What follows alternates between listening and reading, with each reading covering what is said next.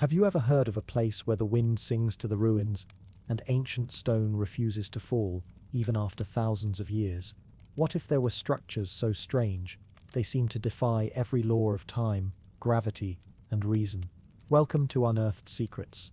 If you're fascinated by the mysteries our ancestors left behind, you're in the right place. Make sure to like, subscribe, and tell us, where are you watching from and what time is it there? Let's begin. The clock tower that ticks backwards through time. They say the clock tower was never built, that it was found, tucked into a clearing in the forest beyond the river, known as the Quiet Cut.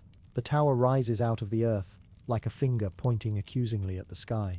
It is older than the village that clings to its edge, older than the trail that leads there, older than memory itself. There are no records of its construction, no diagrams, no blueprints, just the tower, standing there as though it always has, waiting.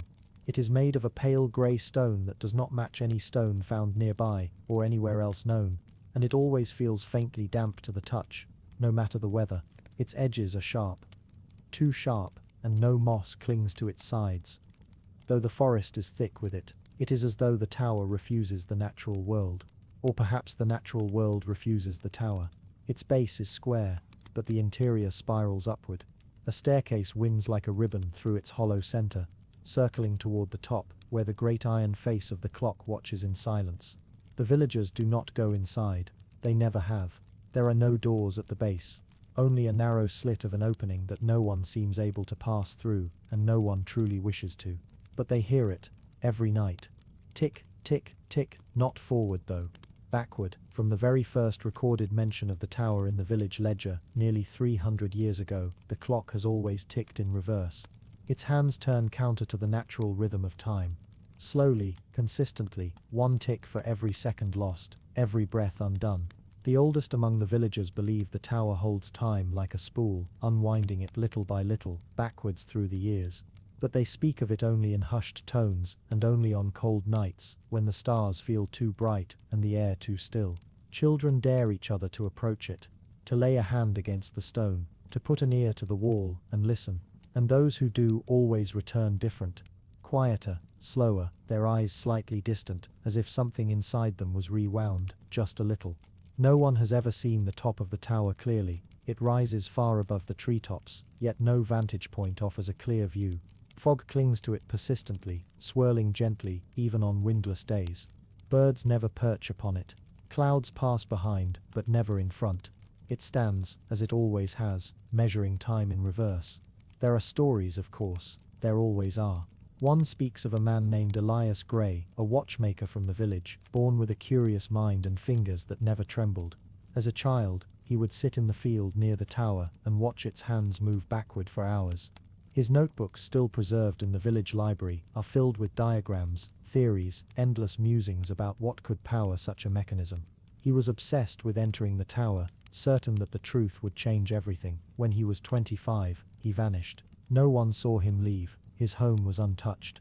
Tools still laid out as if in mid-use, a kettle still warm. But his notes had stopped the day before. The last entry, written in a trembling hand, simply read, "I think it hears me." He was never found. Some claim he succeeded in entering the tower.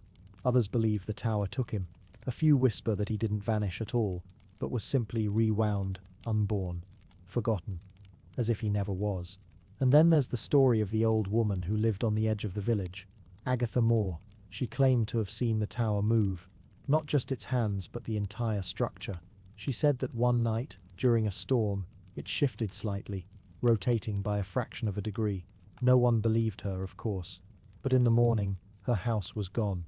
In its place stood a circle of mushrooms, perfectly round, with a single ticking sound coming from beneath the soil. Visitors rarely find the tower. Maps don't mark it. Even the satellite images, if you can get them to load, show only trees and shadow. And yet those who walk without a destination, with minds unfocused and hearts uncertain, sometimes stumble across it. They always stop. They always feel it. The backward pull, a strange weight behind the eyes, a tingling at the base of the skull. The sensation of memory leaking, just a little, as if someone is undoing your thoughts in slow motion.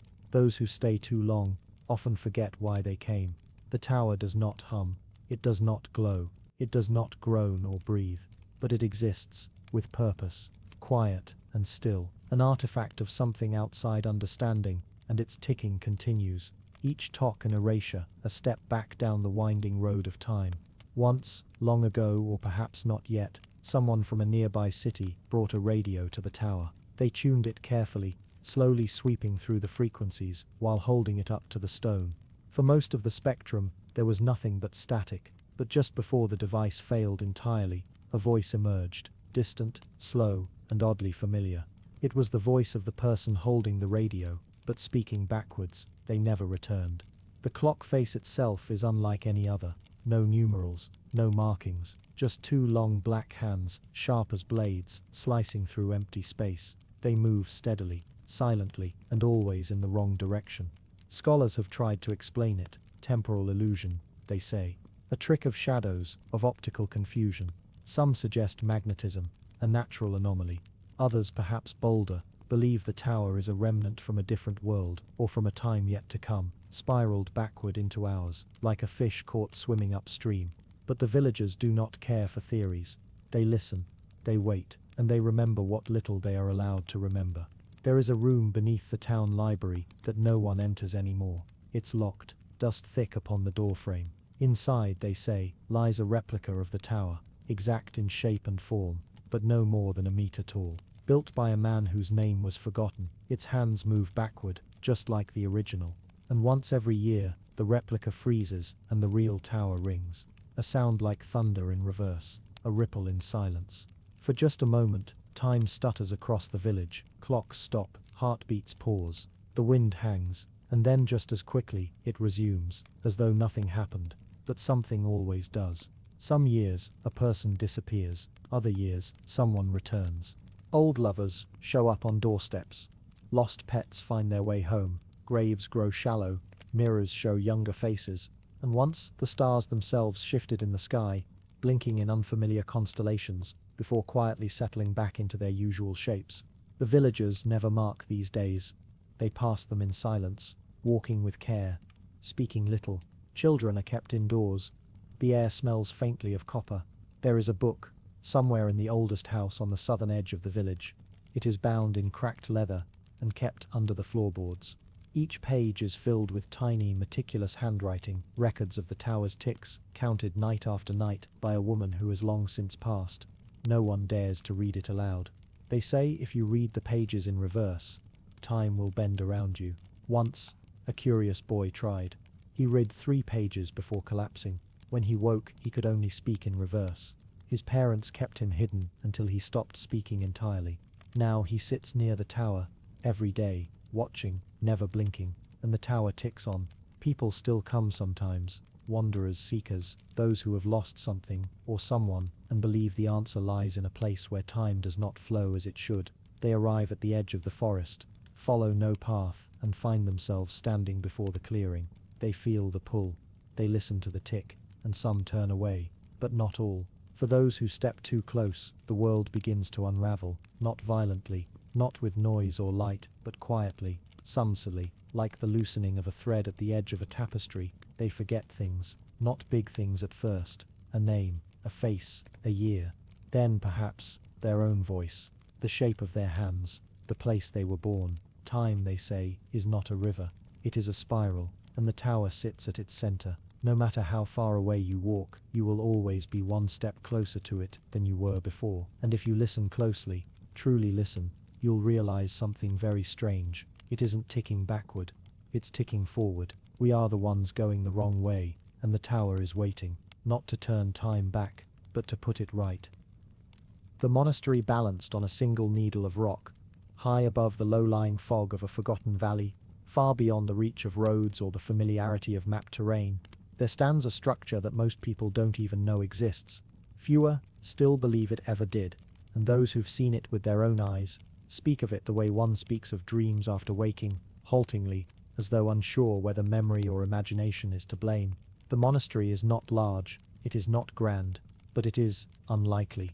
It stands on the tip of a single stone pillar, an impossibly narrow spire that stretches skyward like the last finger of a drowning mountain, pointing toward nothing in particular. This spire, often called the Needle, by those who live in distant villages, is no wider than the trunk of an ancient tree, yet it towers over the rest of the range like a sentinel frozen mid-step, and at its summit, impossibly, the monastery rests. No one knows who built it, or how, or even why. There are no surviving records, no oral traditions, no sagas or scrolls that speak of its construction. It is simply there, suspended between sky and stone, perfectly balanced, like a thought that never quite falls from the edge of the tongue. From the valley floor, on rare clear days when the clouds pull back like curtains, you can make out its faint silhouette. It appears brittle from below, like the skeleton of a structure too old to still be standing. But those who've seen it more closely, whether through telescope or the stories of climbers and mystics, say it's whole, untouched and astonishingly intact.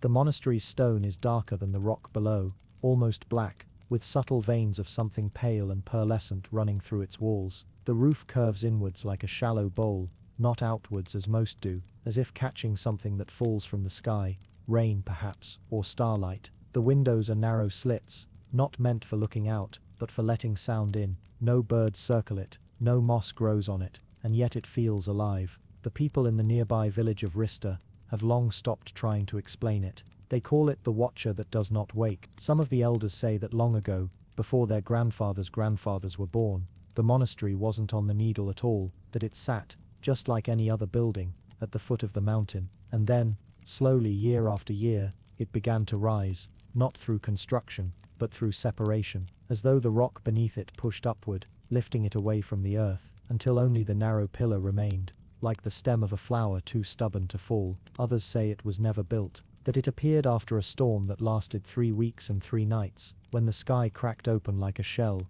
and strange colors poured through. When the storm ended, the monastery was simply there, a gift, a curse, a mystery. But those are stories told to children before bed, and the truth, if there is one, sleeps in silence. There are no paths that lead to the monastery, no handholds on the Needle, no evidence of ladders or ropes, no ancient machines or scaffolds. The sides of the spire are smooth, almost polished, as though wind and time and intention have all worked together to erase every possibility of access. Still, people have tried. The most famous attempt came nearly a century ago, when a foreign expedition, funded by a curious prince from the west, arrived in the valley with wagons full of gear and minds full of questions. They brought engineers, climbers, artists, and even a poet, whose job was not to describe the monastery, but to explain why it was there. For 3 months, they camped at the foot of the Needle. They studied its mineral composition, took readings of the local winds, measured echoes and shadow patterns. They launched small balloons carrying cameras, sent up drones with wings, even tried to fire a harpoon line into the side of the structure to pull themselves up. Nothing worked. Cameras failed, ropes snapped. Their best drone spun wildly before vanishing into the fog, never to return. Only the poet claimed success. One morning, after weeks of silent observation, he stood, faced the Needle, and declared, "It is not a thing to be reached. It is a place that watches." The expedition left soon after. The locals say that poet still writes to this day, though he's very old now, and once a year without fail, he sends a sealed letter addressed only to the Needle. No one knows what the letters say. They're left on a stone at the base of the spire. Each time, by morning, they're gone. There have been other visitors, of course. Pilgrims, mystics, climbers hungry for the impossible. Some come with reverence, others with pride, but none stay long, and none ever reach the top. The wind around the Needle behaves strangely. Even on calm days, it coils upward like a spiral staircase made of air. Birds avoid it. Sound behaves oddly near it. Whispers carry too far. Shouts vanish too quickly. It's as if the very space around the spire prefers quiet. A man once claimed he dreamt of climbing it. He lived in Rista, a simple man, widowed, childless, and quiet.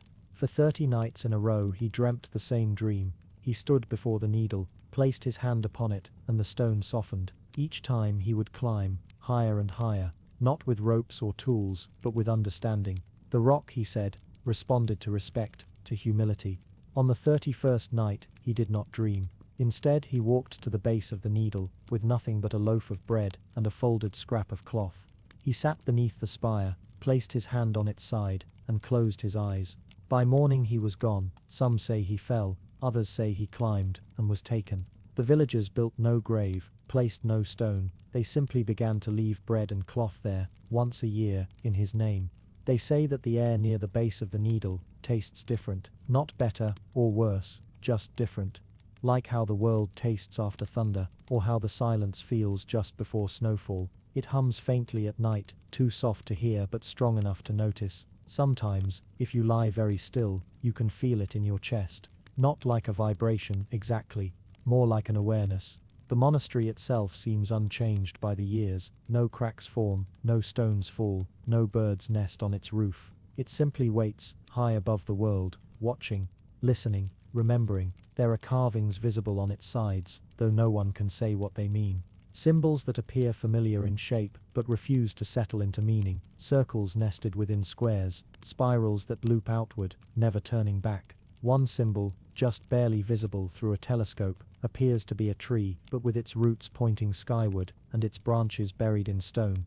Some say that's a clue, that the monastery isn't above us at all, but beneath something else entirely. That it's not a building at the top of a spire, but the root of something larger, something inverted, hidden above the clouds.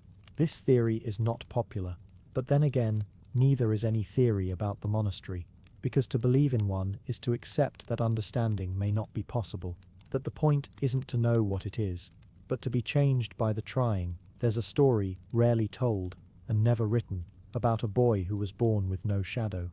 He lived in one of the valleys to the east, a quiet child who rarely spoke but often stared skyward. One day, without explanation, he walked to the monastery, not to the base of the needle, but further still, to a small rise nearby where wildflowers grow in colors not found elsewhere in the valley. He sat, legs crossed, and stared up at the spire, and then, gently, slowly, his shadow returned. It's said he went home afterward, and told his family he'd been put back together. When asked what he meant, he only smiled and said, "I heard my name from the sky." The flowers on that hill still bloom every spring, and some claim they glow faintly at night, though no one's been able to capture it on camera. The monastery remains unchanged, balanced, unreachable, patient, and so it stands, high on its solitary stone needle, as it has for longer than memory allows. It does not invite, it does not deny, it simply is, a silence made visible, a question carved in stone, a presence that does not fade. When storms roll in, the clouds part around it. When birds pass by, they curve their flight. And when the wind cries at night, the monastery listens. Somewhere above the noise of the world, on a spire too narrow for the possible, a building waits, and it dreams in silence. The wall of eyes that never blink. No one remembers who built the wall. It's older than the town.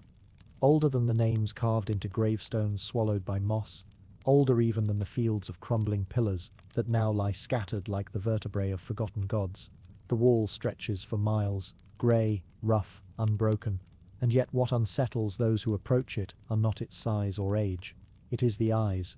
They are carved into the stone, row upon row, not haphazardly, but with unnerving precision. Human in shape, yet unhuman in detail. Some are small and wide, the irises carved with maddening care. Others are huge, staring hollow, yet none of them blink. They never have, and no two are exactly alike. They seem to watch from within the stone, as if beneath the surface lies something sentient, waiting. The villagers call it the sight wall, a name passed down without translation, as if borrowed from some older language. They do not touch it, they do not lean against it, and they certainly do not carve into it, for fear of what might look back. The wall lies to the north of the village, where fog settles low even in summer, and the grass seems unwilling to grow. Paths around it are narrow and curiously unworn, even after generations. Travelers are advised not to stop, keep walking, and don't make eye contact. The innkeeper always says, the travelers always laugh, until they return. If they return. One year, a surveyor from the city came. He carried all the tools of measurement, maps, string, ink, calipers, and mirrors. He said the wall was a marvel of ancient geometry, and he set about measuring its length. He never found the end. After 30 miles, he claimed it had looped back on itself, but the compass disagreed. The sun, too, he became paler each day. On the 7th morning, he drew his curtains, locked the door, and began painting his walls with crude eye shapes. No one ever saw him leave. Another time, a group of children wandered too close. Just a game, they said, hide and seek. But the one hiding against the wall, he changed. Not at once, but slowly. He stopped speaking for a time. Then when he spoke again, he asked questions no child would ask. What was before breath? Where do thoughts go when they fall out of time? His mother said his eyes no longer reflected the sun. Stories like that travel, they stretch. But in this case, the stories always circle back to the same truth. Something about the wall watches, not just passively, not idly. It remembers, it studies, and perhaps, though no one dares confirm, it judges. Elders of the village recall a time when someone tried to cover the wall, a great woven tapestry, thick and woolen, draped across the first 20 yards. It lasted 3 nights. On the 4th, it was gone, not torn, not removed, gone, as if it had never existed, and where it had once hung, the stone eyes seemed deeper, more alert, as though they had been disturbed, awakened.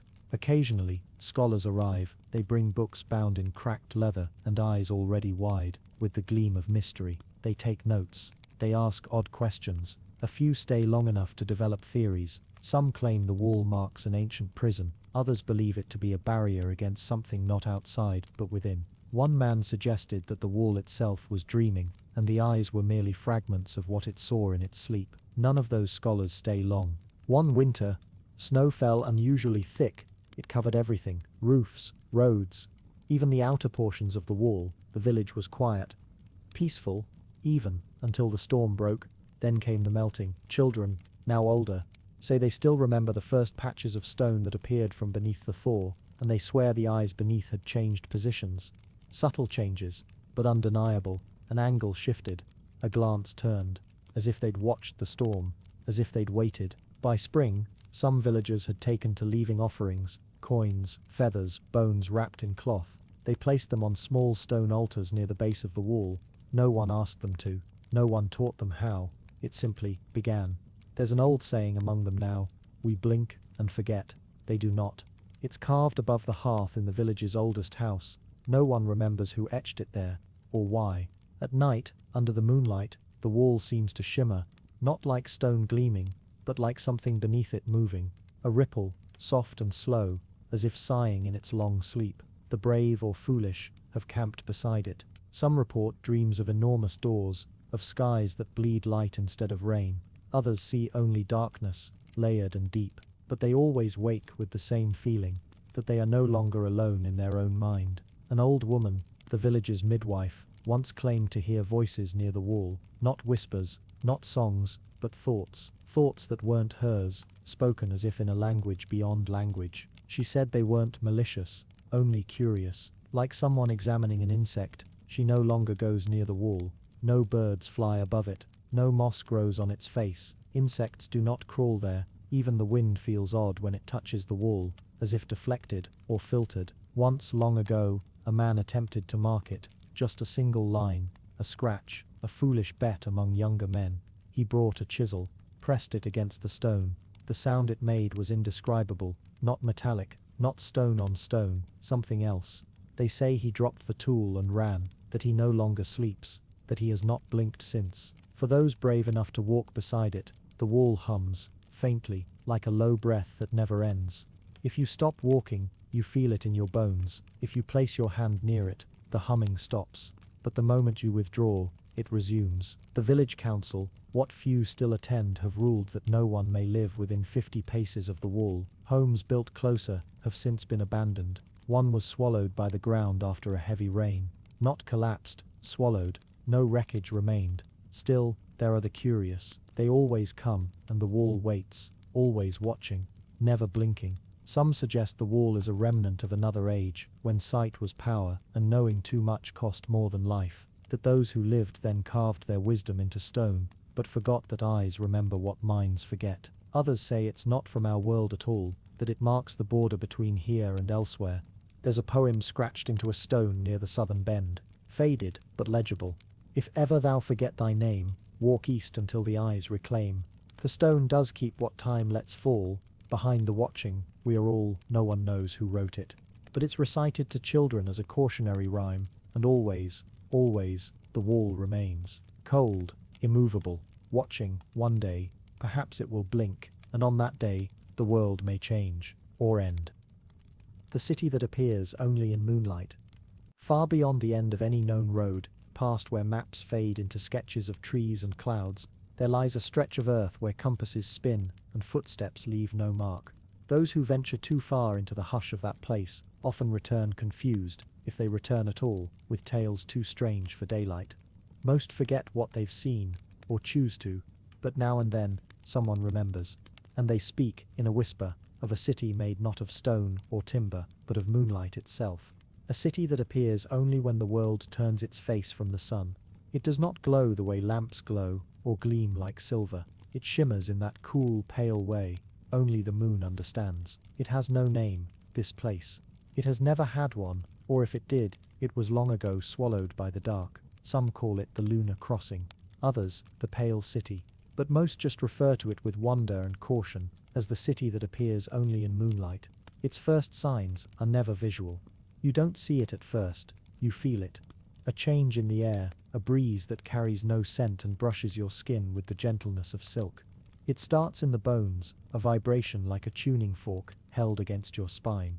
If you stop walking and close your eyes, you might hear it, the faint chime of bells far away, distant as memory, delicate as falling frost.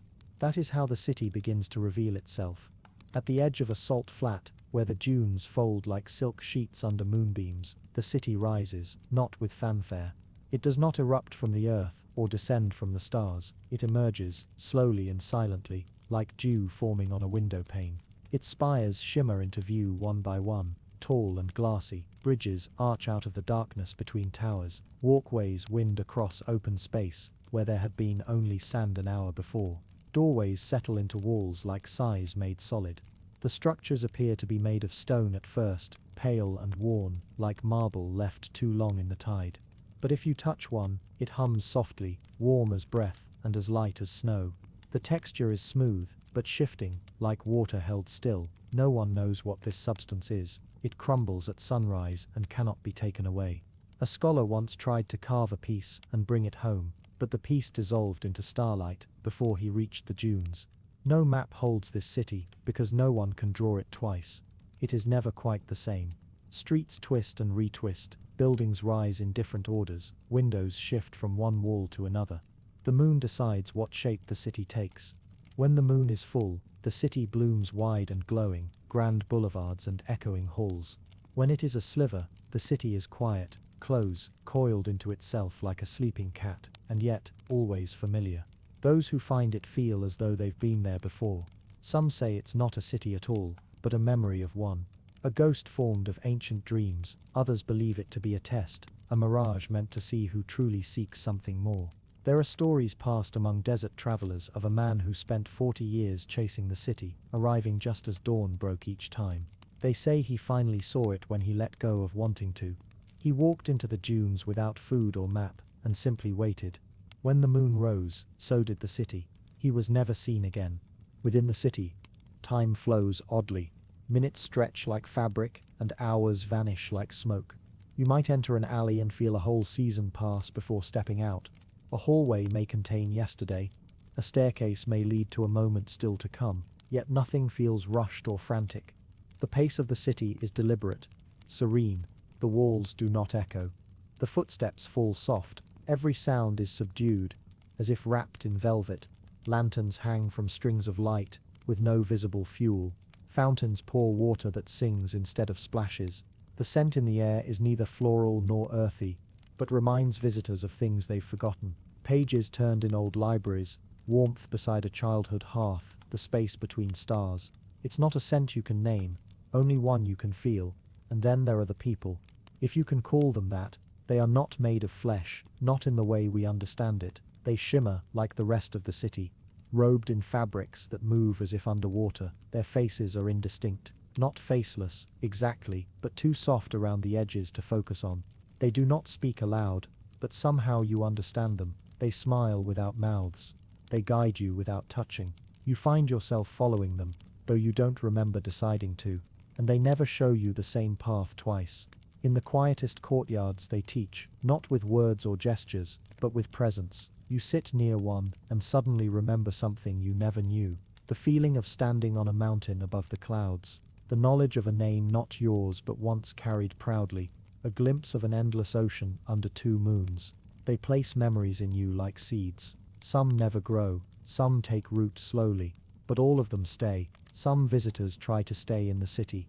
They build camps in the dunes or hide inside the walls at dawn, hoping to remain. But the city does not allow it. When the first light of morning touches its stones, the entire place softens, walls blur, towers lean into fog, bridges dissolve like breath on glass, and those caught inside are gently deposited just outside the edge, lying in the sand, as though they'd been dreaming, always unharmed, always alone.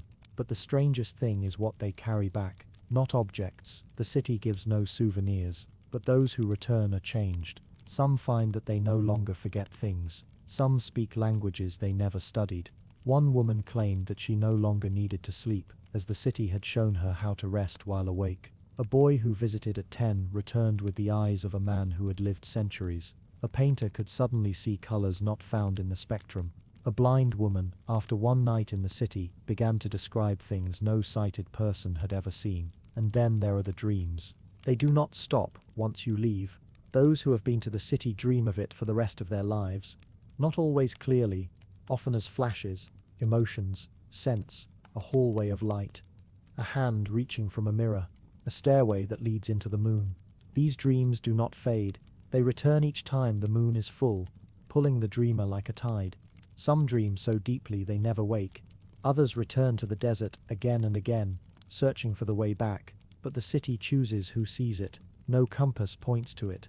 No coordinates mark its place. It does not answer to science or magic or maps. It comes when it wishes, and leaves without notice. It has appeared atop glaciers, inside ruined temples, deep within oceans, always at night, always under moonlight. A sailor once wrote of seeing it on the horizon, hovering above the waves like a mirage of pearl and fire. He turned his ship toward it, and his crew begged him not to. When the sun rose, the city was gone, and the sailor had no memory of where they'd gone, only that he'd heard music sweeter than life. In ancient texts, in footnotes, barely translated, there are hints of this city. A Sumerian tablet speaks of the silver place that teaches silence. A Chinese scroll tells of a moon-born city whose streets remember your name. A medieval monk wrote of a lunar refuge where sorrow is stored in jars and sealed with stars. And always, these texts end the same way. The city cannot be owned. The city cannot be taken. The city appears only when watched with wonder and without want. There are those who say the city is not real, that it is merely a collective dream, a trick of exhaustion, a mirage formed of loneliness and longing. But others know better. They have seen the archways ripple into being. They have walked streets that glowed beneath their feet. They have stood beneath towers that hummed with memory. They have felt the city breathe, and they wait still under each full moon, just in case the silver wind blows again. The sand dunes that swallow sound. Beyond the farthest reaches of any known desert, past where maps dissolve into guesswork and the stars begin to blur with heat, there lies a place unmarked by wind or footfall. It does not appear on satellite scans or ancient scrolls. Even nomads do not name it. They skirt its edges with wide eyes and clenched jaws, traveling in silence, offering no prayers as they pass. For at the heart of that wasteland lies the region they fear most, the sand dunes that swallow sound. To find it is not a matter of direction. The dunes do not remain in place. They drift with ancient rhythm, not unlike a tide governed by some forgotten moon. Sometimes they lie hidden beneath the shape of ordinary desert, veiled and waiting. Sometimes they pulse to the surface, curling and rising into impossible slopes that defy gravity and intuition alike. You do not see the transition until it is too late. One moment, your footsteps crunch and rustle as expected. Then, with no shift in color or texture, you notice your breath has gone too quiet. The wind no longer howls. Your boots strike the sand, and there is no sound at all. People who enter the dunes describe this moment with haunted reverence. The suddenness of silence. How it's not just the absence of noise, but the swallowing of it, like every sound is devoured the moment it's born. Your voice dies in your throat. A cough becomes nothing. Even the thunder of your heartbeat seems distant, dulled. Some describe it as being encased in glass. Others say it's like drowning in stillness. The air within the dunes is heavy. Not thick, not humid. Just heavy, as though sound itself once gave the atmosphere buoyancy, and without it, the sky presses lower. Every movement becomes a study in the unreal. The sand should hiss beneath your palms, but it does not. Your canteen should clink. but you hear only the memory of the motion. People have cried out and not even startled birds. Because there are no birds, no insects, no wind, only the dunes. Legends say the silence is not natural, that the sand here is not made of minerals but of crushed things that once spoke, that this place was cursed long ago by something ancient and wounded, something that silenced itself to keep from screaming. There are fragments of stories, half remembered by old desert tribes, about a palace of mirrors once built in the heart of this region, where a queen once ruled who could hear too much every lie, every secret, every betrayal.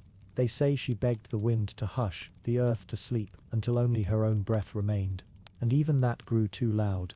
Travelers sometimes find relics at the edges of the dunes, half-buried statues worn smooth, or tablets of unknown language inscribed so shallowly they vanish in sunlight.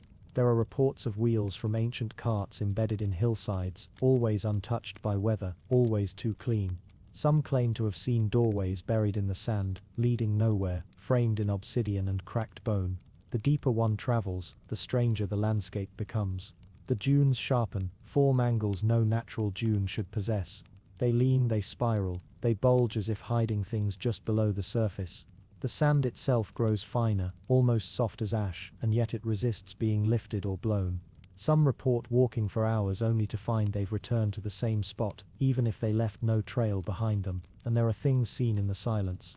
Shadows that move, where no light casts them. Shapes cresting a dune only to vanish when approached. One expedition, long since disbanded, reported seeing figures walking in parallel, always at a distance, always watching. But when approached, they left no footprints, and they never made a sound. More chilling are the tales of the buried, that somewhere beneath the dunes lie chambers, rooms and entire halls left behind by whatever made this place what it is. Structures carved from stone so polished it reflects thoughts rather than images. Doors that open with no hinges. Wells that echo, but only with things never said aloud. People who have entered such places describe hearing things in their minds. Not voices, impressions. Regret, loss, longing. And once, someone described a deep, unbearable hunger, not for food, for sound. Some scientists have tried to study the phenomenon. A team once brought equipment, audio sensors, decibel meters, vibration detectors. They set up base at the border where silence begins. They tried to capture the boundary, to measure the line between audible and devoured, but their equipment failed within minutes of exposure, not broke, just ceased. The screens remained lit, the batteries full, but nothing recorded, as if reality itself refused to cooperate, as if the very idea of sound was erased within that zone. What remains of that team's notes are incomplete. Pages filled with symbols and scrawled diagrams that end abruptly. One entry, the last to be made, simply reads, "She's listening." Nothing else. Others have theorized that the dunes are not natural at all, but a prison, a containment. That the silence is not just absence, it's suppression. That something is buried beneath the dunes, and the silence is the cost of keeping it there. Some suggest a word once spoken that unraveled the world, and that the dunes are where that word was buried.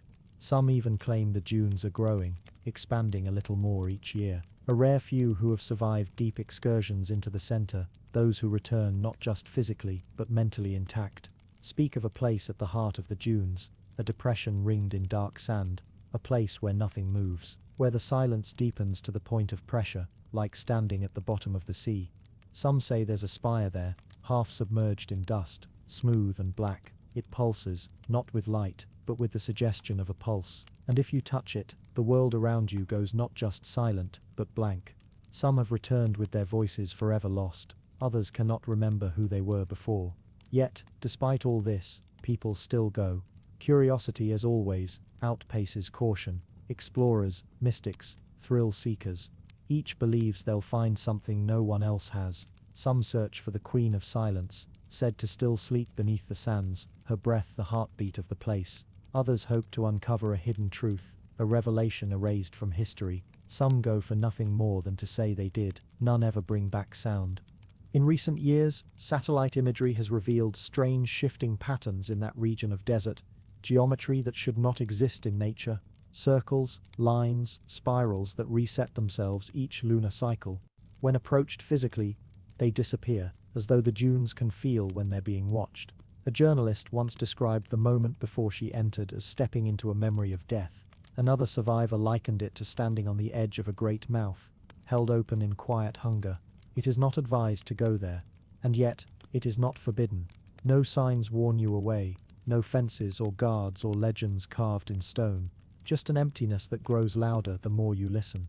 So if one night you find yourself standing at the edge of a desert, and the air feels thick with stillness, and the moon seems too large for the sky, you may already be near. If your footsteps fall quiet and the wind dies in your ears, turn back while you still can hear your own breath. For once the dunes accept you, once the silence settles into your bones, you may never hear the world again.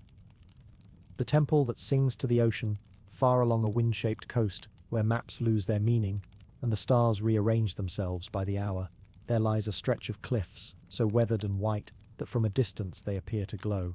They rise like broken teeth from the churning water, jagged and defiant, and at the heart of the tallest one, carved directly into the rock, as though the sea itself had whispered it into being, rests the temple that sings to the ocean. No one remembers who built it, no nation claims it, no empire names it. It is older than borders, older than cities, perhaps older than the tides. Sailors tell of passing it in storms, hearing its song through the roar of the waves. Some say they felt the notes in their bones before they even saw the cliffs. Others recall nothing but waking from a salt-heavy dream, with the taste of music on their tongues. The temple itself is not made of any stone known to the modern world. It shimmers faintly in daylight, as though damp with morning dew even under the full sun. Up close, its walls are smooth and cold, veined with mineral threads that flicker with color depending on the wind. There are no doors, only archways open to the sea. The temple does not hide from the world, it invites it, and yet, few can reach it. For the path to the temple is not marked by road or trail,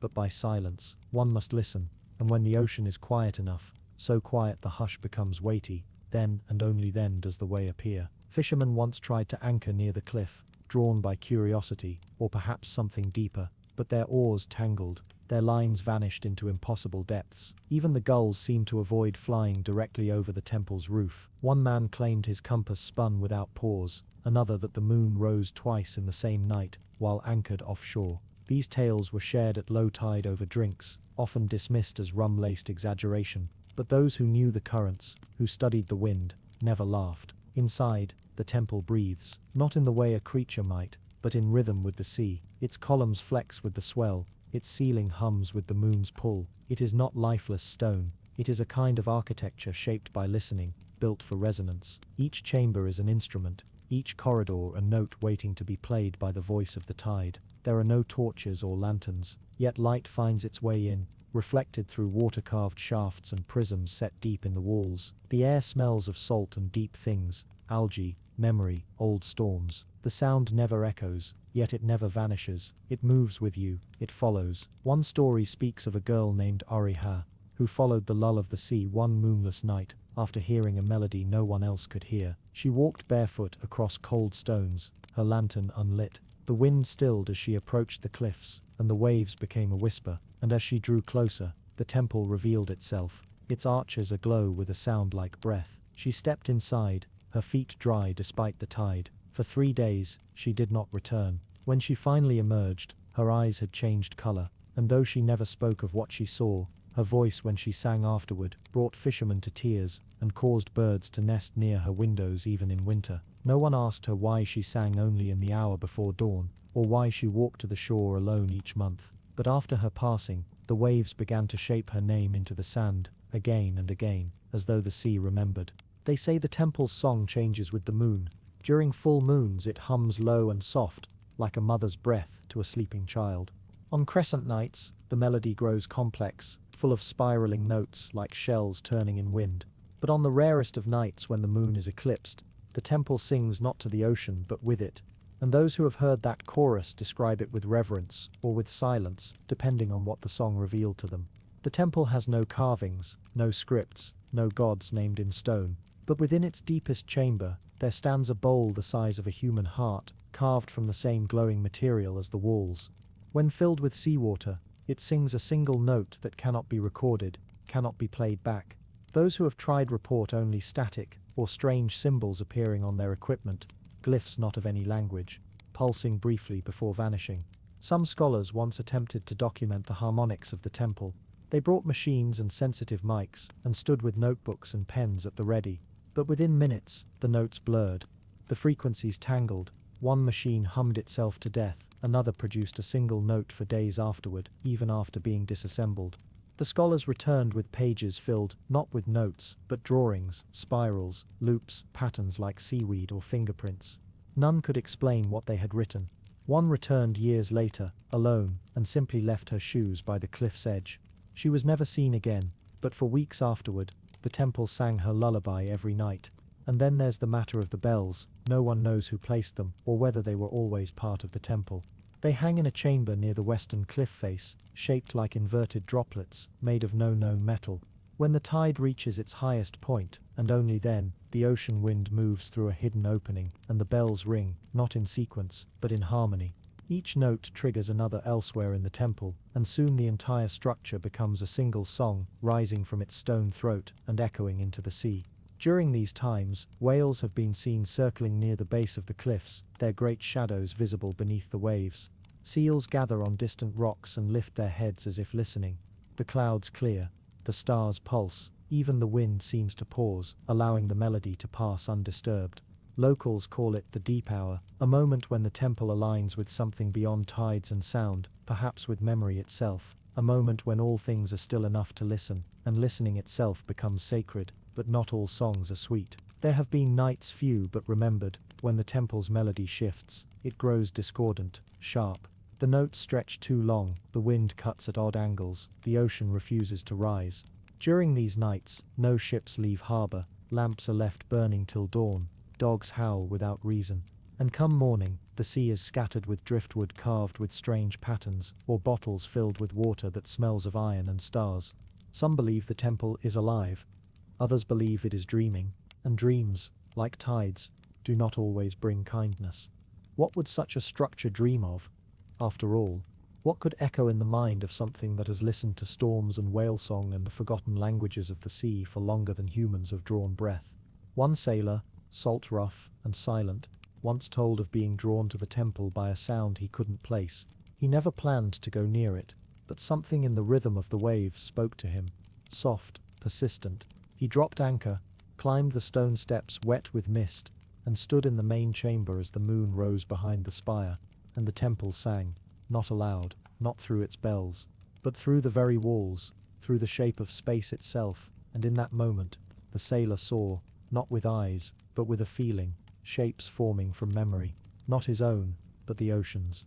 He saw the birth of storms, the migration of coral, the slow sinking of ships forgotten by time, and then he wept, for the temple showed him a wave yet to come, taller than cities, deep as sorrow, curling in silence, toward a shore he recognized.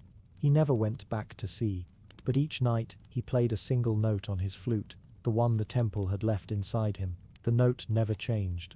But some nights, the sea answered back. Now the temple remains, unmapped, unclaimed. Some say it moves, rising from different cliffs in different ages. Others say it has always been there, singing to the ocean, waiting for those who remember how to listen.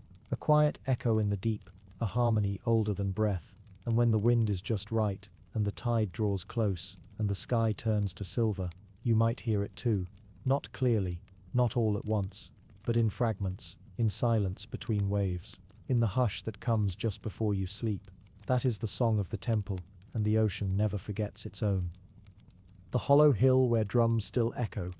There is a hill in the northern reaches where the winds do not blow. The trees that grow upon its slopes bend not from breeze but from some older memory, their trunks curved as though leaning in to listen. And if one were to place an ear to the ground there, especially when dusk folds into duskier night, they might hear it, a low and patient thrum, a rhythm not made by man nor beast, the sound of something that should have fallen silent long ago, and yet it continues. The villagers of Aldergrove, whose stone cottages nestle along the valley just south of the hill, call it by a name they whisper rather than speak aloud. Hollow Hill, not for what is missing, but for what it hides. They say it was once the site of an ancient meeting place where drum circles called down lightning and summoned stories from the earth. Some say giants buried their hearts there, and their slow beat still travels through the stone. Others claim the hill was never formed by nature, but built, a mound layered with chambers and tunnels. a monument to something forgotten. The hill itself is not remarkable by day. Modest in size, draped in soft grass, with only a few scattered boulders to suggest any kind of human involvement. Sheep wander across it without incident. Children, emboldened by the sunshine, have been known to climb its side and roll down laughing. But those same children will not go near it after sundown, not even on a dare, not even if you offered them sweets or silver. They know, with the silent certainty children often possess, that something listens from inside the hill, and it doesn't like to be mocked. The echo of drums is not constant. It is not a mechanical repetition, but a living rhythm, irregular, intuitive, responsive. Sometimes it is barely audible, like the heartbeat of a distant whale under miles of sea. Other times it surges, deep and resonant, shaking pebbles loose from the hillside's surface. More than one traveler has found themselves unable to sleep within earshot of the hill, kept awake not just by the sound, but by the uncanny sense that the beat is waiting for something, or someone. One of the most enduring stories about the hill comes from an old letter found tucked into a family Bible in Aldergrove's abandoned church. The letter is dated 1831, and signed only Min. It reads, in part, "I followed the sound for 3 nights. It began with whispers I mistook for wind in the chimney, but soon became unmistakable, not noise, but call. The second night I crept toward the hill, and found the earth warm beneath my palms. The third I dug, only inches, but enough to see stone, not natural, but carved, banded with symbols that pulsed faintly in the moonlight. Then the drumming ceased, not faded. Ceased, as if I had been acknowledged." The letter ends abruptly.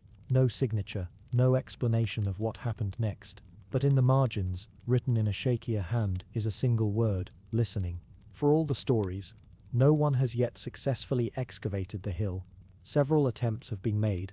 In 1924, an amateur historian named Thomas Gairdner brought a crew of 6 with spades, pickaxes and surveying equipment. They began digging at the southern slope, where stones were unusually regular in their alignment. By the second day, they reported their tools going missing. On the third, their notes claimed the soil had swallowed a 2-foot trench they'd spent hours carving. On the 4th morning, the team was gone.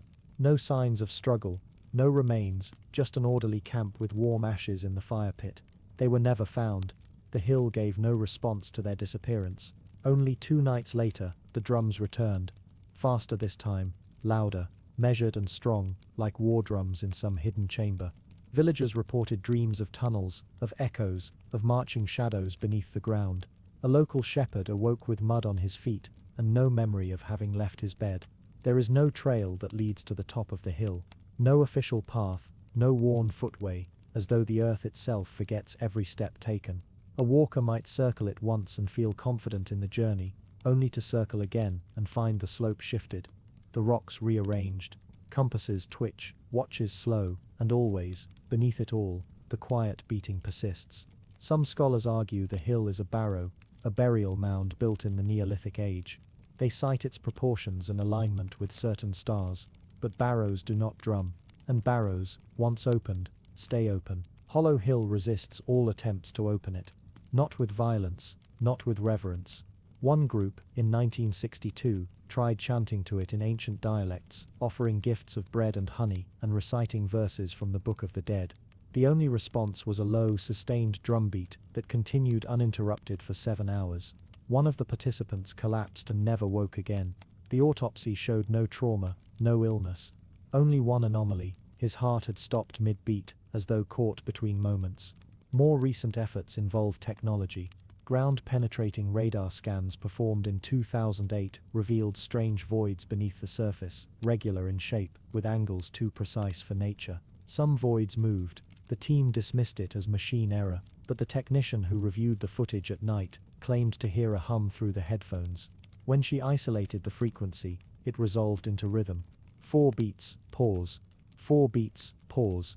A signal. She never worked in geology again. What lies within Hollow Hill is unknown. What is known is that it continues. It does not age, does not crumble, and does not answer. The grass atop it is greener than in the surrounding fields. Birds do not land on it. No insects crawl its soil. And on certain nights, especially when the moon is low and red, and the clouds move like curtains drawn back, you can see a faint shimmer around its base, like heat waves, or breathing. Some say the drums are not from within the hill at all, but from below it, that the hill is simply a capstone, a lid, and the deeper origin lies far further down, part of a network that spans continents. Hollow Hill, in this telling, is only one of many such sites. A node in a global rhythm, a heartbeat that connects distant parts of a buried body. If true, the implications are staggering.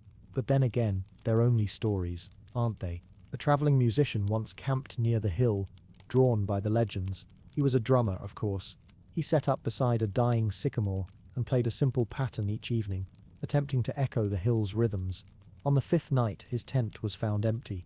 But on the hillside, in the dirt, lay a new drum, not made of any modern material, but something older, leather stretched over stone with cymbals that shifted when viewed from different angles. It pulsed softly.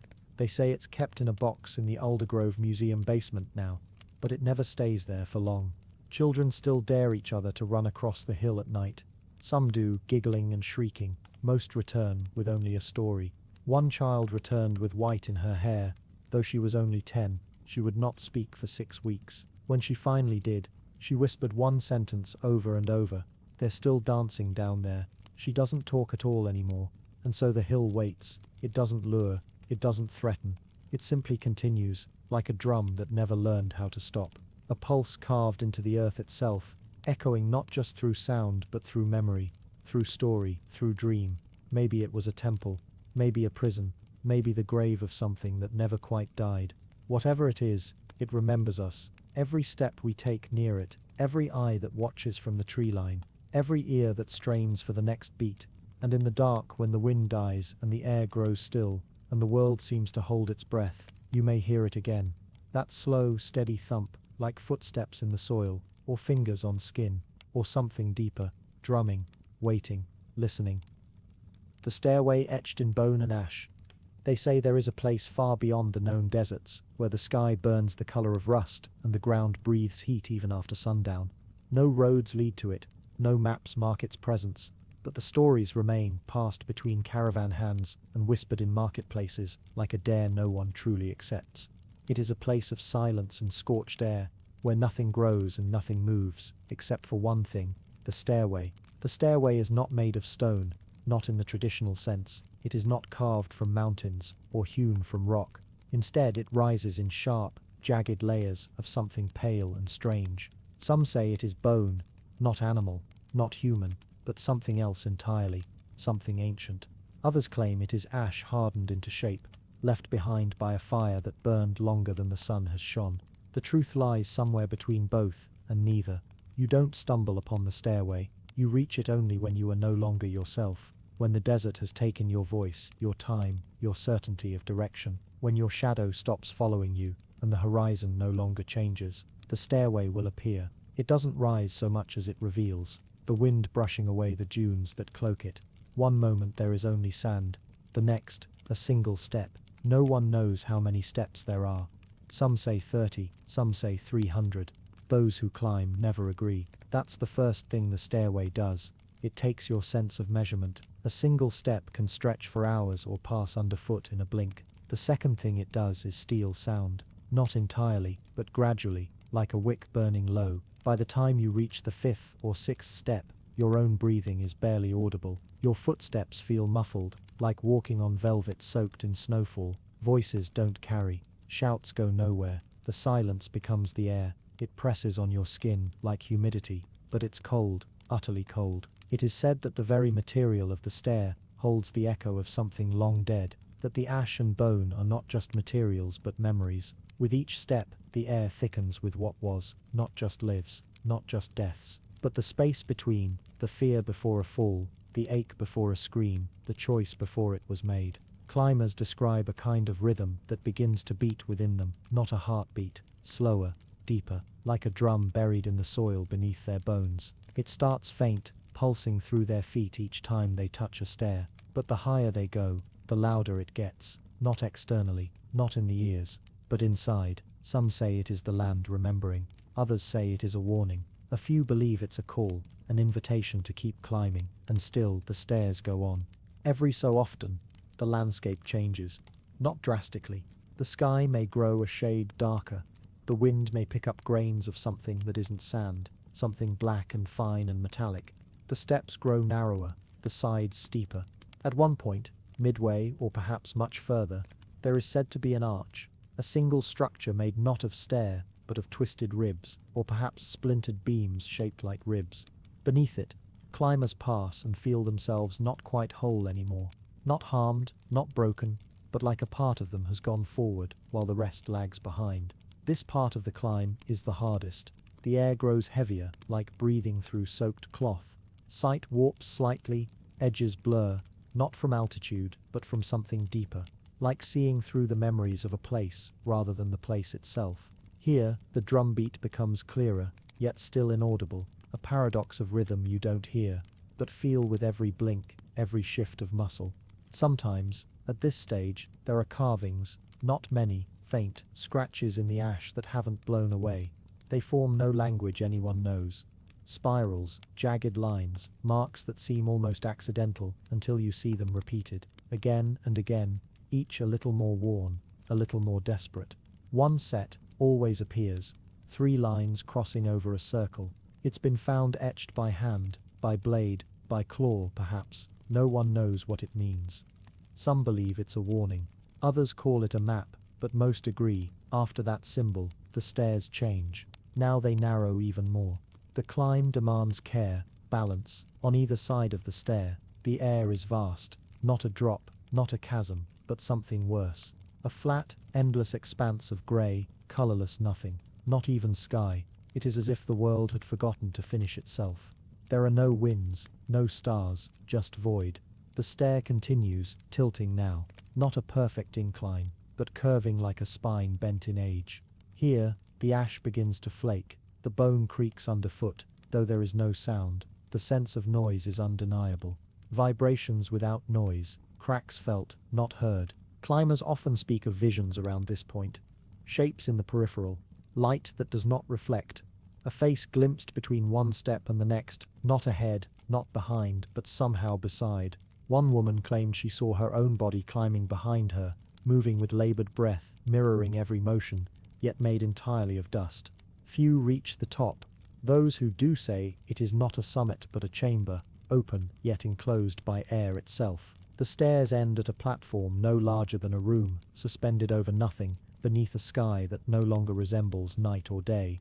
And at the center, a single object, a basin carved from the same strange material as the steps.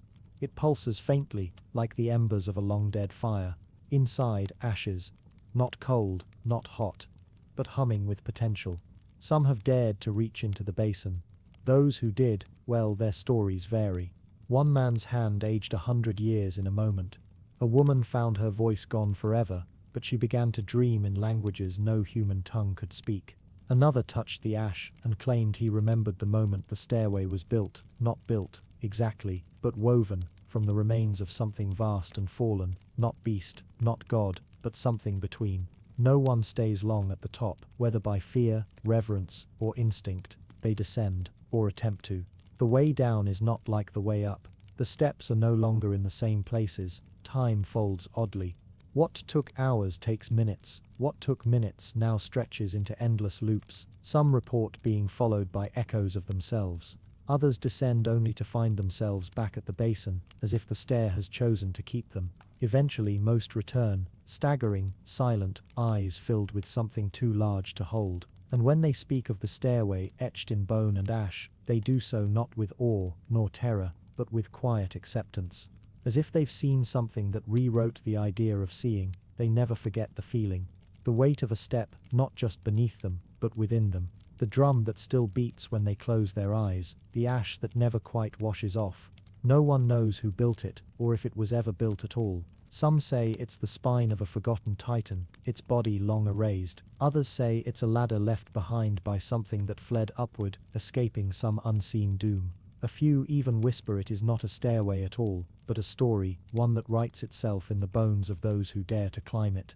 And still, in the vastness of the desert that is not on any map, the sand shifts, the dunes drift, and someday, for someone, the wind will peel back the earth once more to reveal the first step, pale and patient, waiting in silence, waiting for the next heartbeat to join its rhythm. The window carved into the sky. There is a place, high in a forgotten mountain range, where the clouds never quite lift, and the air tastes faintly of iron and memory. The climb is long and cruel, winding through jagged switchbacks and sheer cliff faces that seem less carved by time than shaped by some ancient intention. The path disappears for hours at a time, swallowed by snowdrifts or shrouded in fog, so thick it muffles even your heartbeat. But still, some climb, drawn by stories passed between candle-lit corners of old inns or scribbled in the margins of lost journals recovered from collapsed monasteries. They say if you reach the summit, if you pass through the hollow spine of the last crag, you will see it. The window, no one agrees on what it truly is. Some claim it is a literal opening in the stone, a naturally formed arch that perfectly frames a portion of the sky. Others say it is a fracture in reality itself, a transparent tear in the fabric of the world. One traveler described it as a mirror, but only when you aren't looking directly into it. Another, now long disappeared, insisted it was a doorway to a place that had never known decay or sorrow. Whatever it is, all accounts agree on one point. Standing before it, you are no longer certain where the mountain ends and the sky begins. Long ago, before maps grew crowded with borders and rails, a group of monks made their home nearby. They built nothing. There are no ruins, no monastery. Only smoothed stones, circles carved into the earth, and wind chimes made from hollow bones that sing when the mist rolls down. These monks didn't seek the window's power, if it has any. They came to listen, to wait, to witness, and to remember. A single scroll survives from their time. It does not describe the window, it describes the sound that precedes it. First comes the hush, then the softest hum. It is not wind, it is not bird or beast, it is the mountain remembering how to breathe. When you first hear the hum, it arrives like a vibration in your ribs, not loud, not even musical, just present, deep, familiar. You stop walking, though you don't remember choosing to. The fog parts slightly, revealing a ledge you hadn't noticed, framed by stones inlaid with mineral lines that glow faintly, like veins of moonlight trapped in rock. You step forward. The hum continues. There it is. The window is not large. Perhaps 8 feet high, 5 across. It is impossibly smooth, not worn but polished, as if by centuries of wind that remembered every contour of the stone. And through it, the sky is different. Not brighter, not darker, just deeper. As if you are seeing a layer beneath the blue, a shimmer behind the clouds, the stars behind the stars. Some claim to have passed through, they don't always return. One who did return said it led to a sky with no ground, a place where the laws of motion and time loosened, unraveled slightly, and memory bent like light through a prism. Another spoke of a chamber of silence, a single room suspended in sky, where your thoughts echo and answers arrive in your own voice. Most who come just sit. Hours pass, or minutes, or days. No one is certain. There is no path back from the window, only the one you remember taking. Some say if you look back after entering, you'll see your own silhouette frozen in the archway. Others say you vanish entirely. But no one has ever described the same return. The bones of the mountain are not quiet. They shift subtly beneath the snow. Not tremors, not earthquakes, but movements of purpose, as though the peak is alive, not in the way animals or trees are, but in the way an idea is alive, aware, waiting, unfolding. Below the window, embedded in a fault line, there is a spiral carved into the rock, etched so deep the stone has puckered inward around it. No one knows who carved it. Some believe it forms only in the presence of certain thoughts, that if you approach with doubt, it appears as jagged cracks. With belief, it becomes the spiral. With fear, it shows nothing at all. One scholar, obsessed, reclusive, pale as parchment, lived on the mountain's lower ridge for years, charting weather patterns, tracking wind currents, and interviewing every traveler who claimed to have seen the window. He spoke of a pattern, a cycle, visits increasing every 19 years, then waning, then returning stronger. But before he could publish his theory, he vanished. All that remained were his notes, scattered and half-burned, and a line written on the wall of his cabin in charcoal. I saw it blink. Legends say the sky through the window changes depending on who is looking. A sailor claimed to see constellations no telescope had ever charted. A child saw faces made of starlight. A widow said she saw her lost love, smiling, unchanged, framed by the arch, standing in a place that shimmered with promise and memory. When asked why she didn't go through, she replied, because he didn't beckon. Once every century, when the mountain aligns with 3 unnamed peaks far to the south, the window glows visibly to the naked eye from the valley below. This event is called the watching.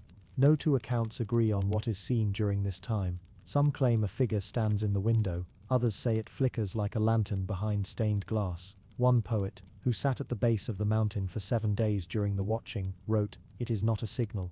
It is a memory being remembered, not by us, by the world itself." Clouds roll low across the ground as you sit near the window. The hum is gone, replaced by a subtle silence, more absolute than the absence of sound. Even your thoughts grow thin. Time blurs. You become aware of your breath, not as a rhythm, but as a language. The mountain, it seems, is listening.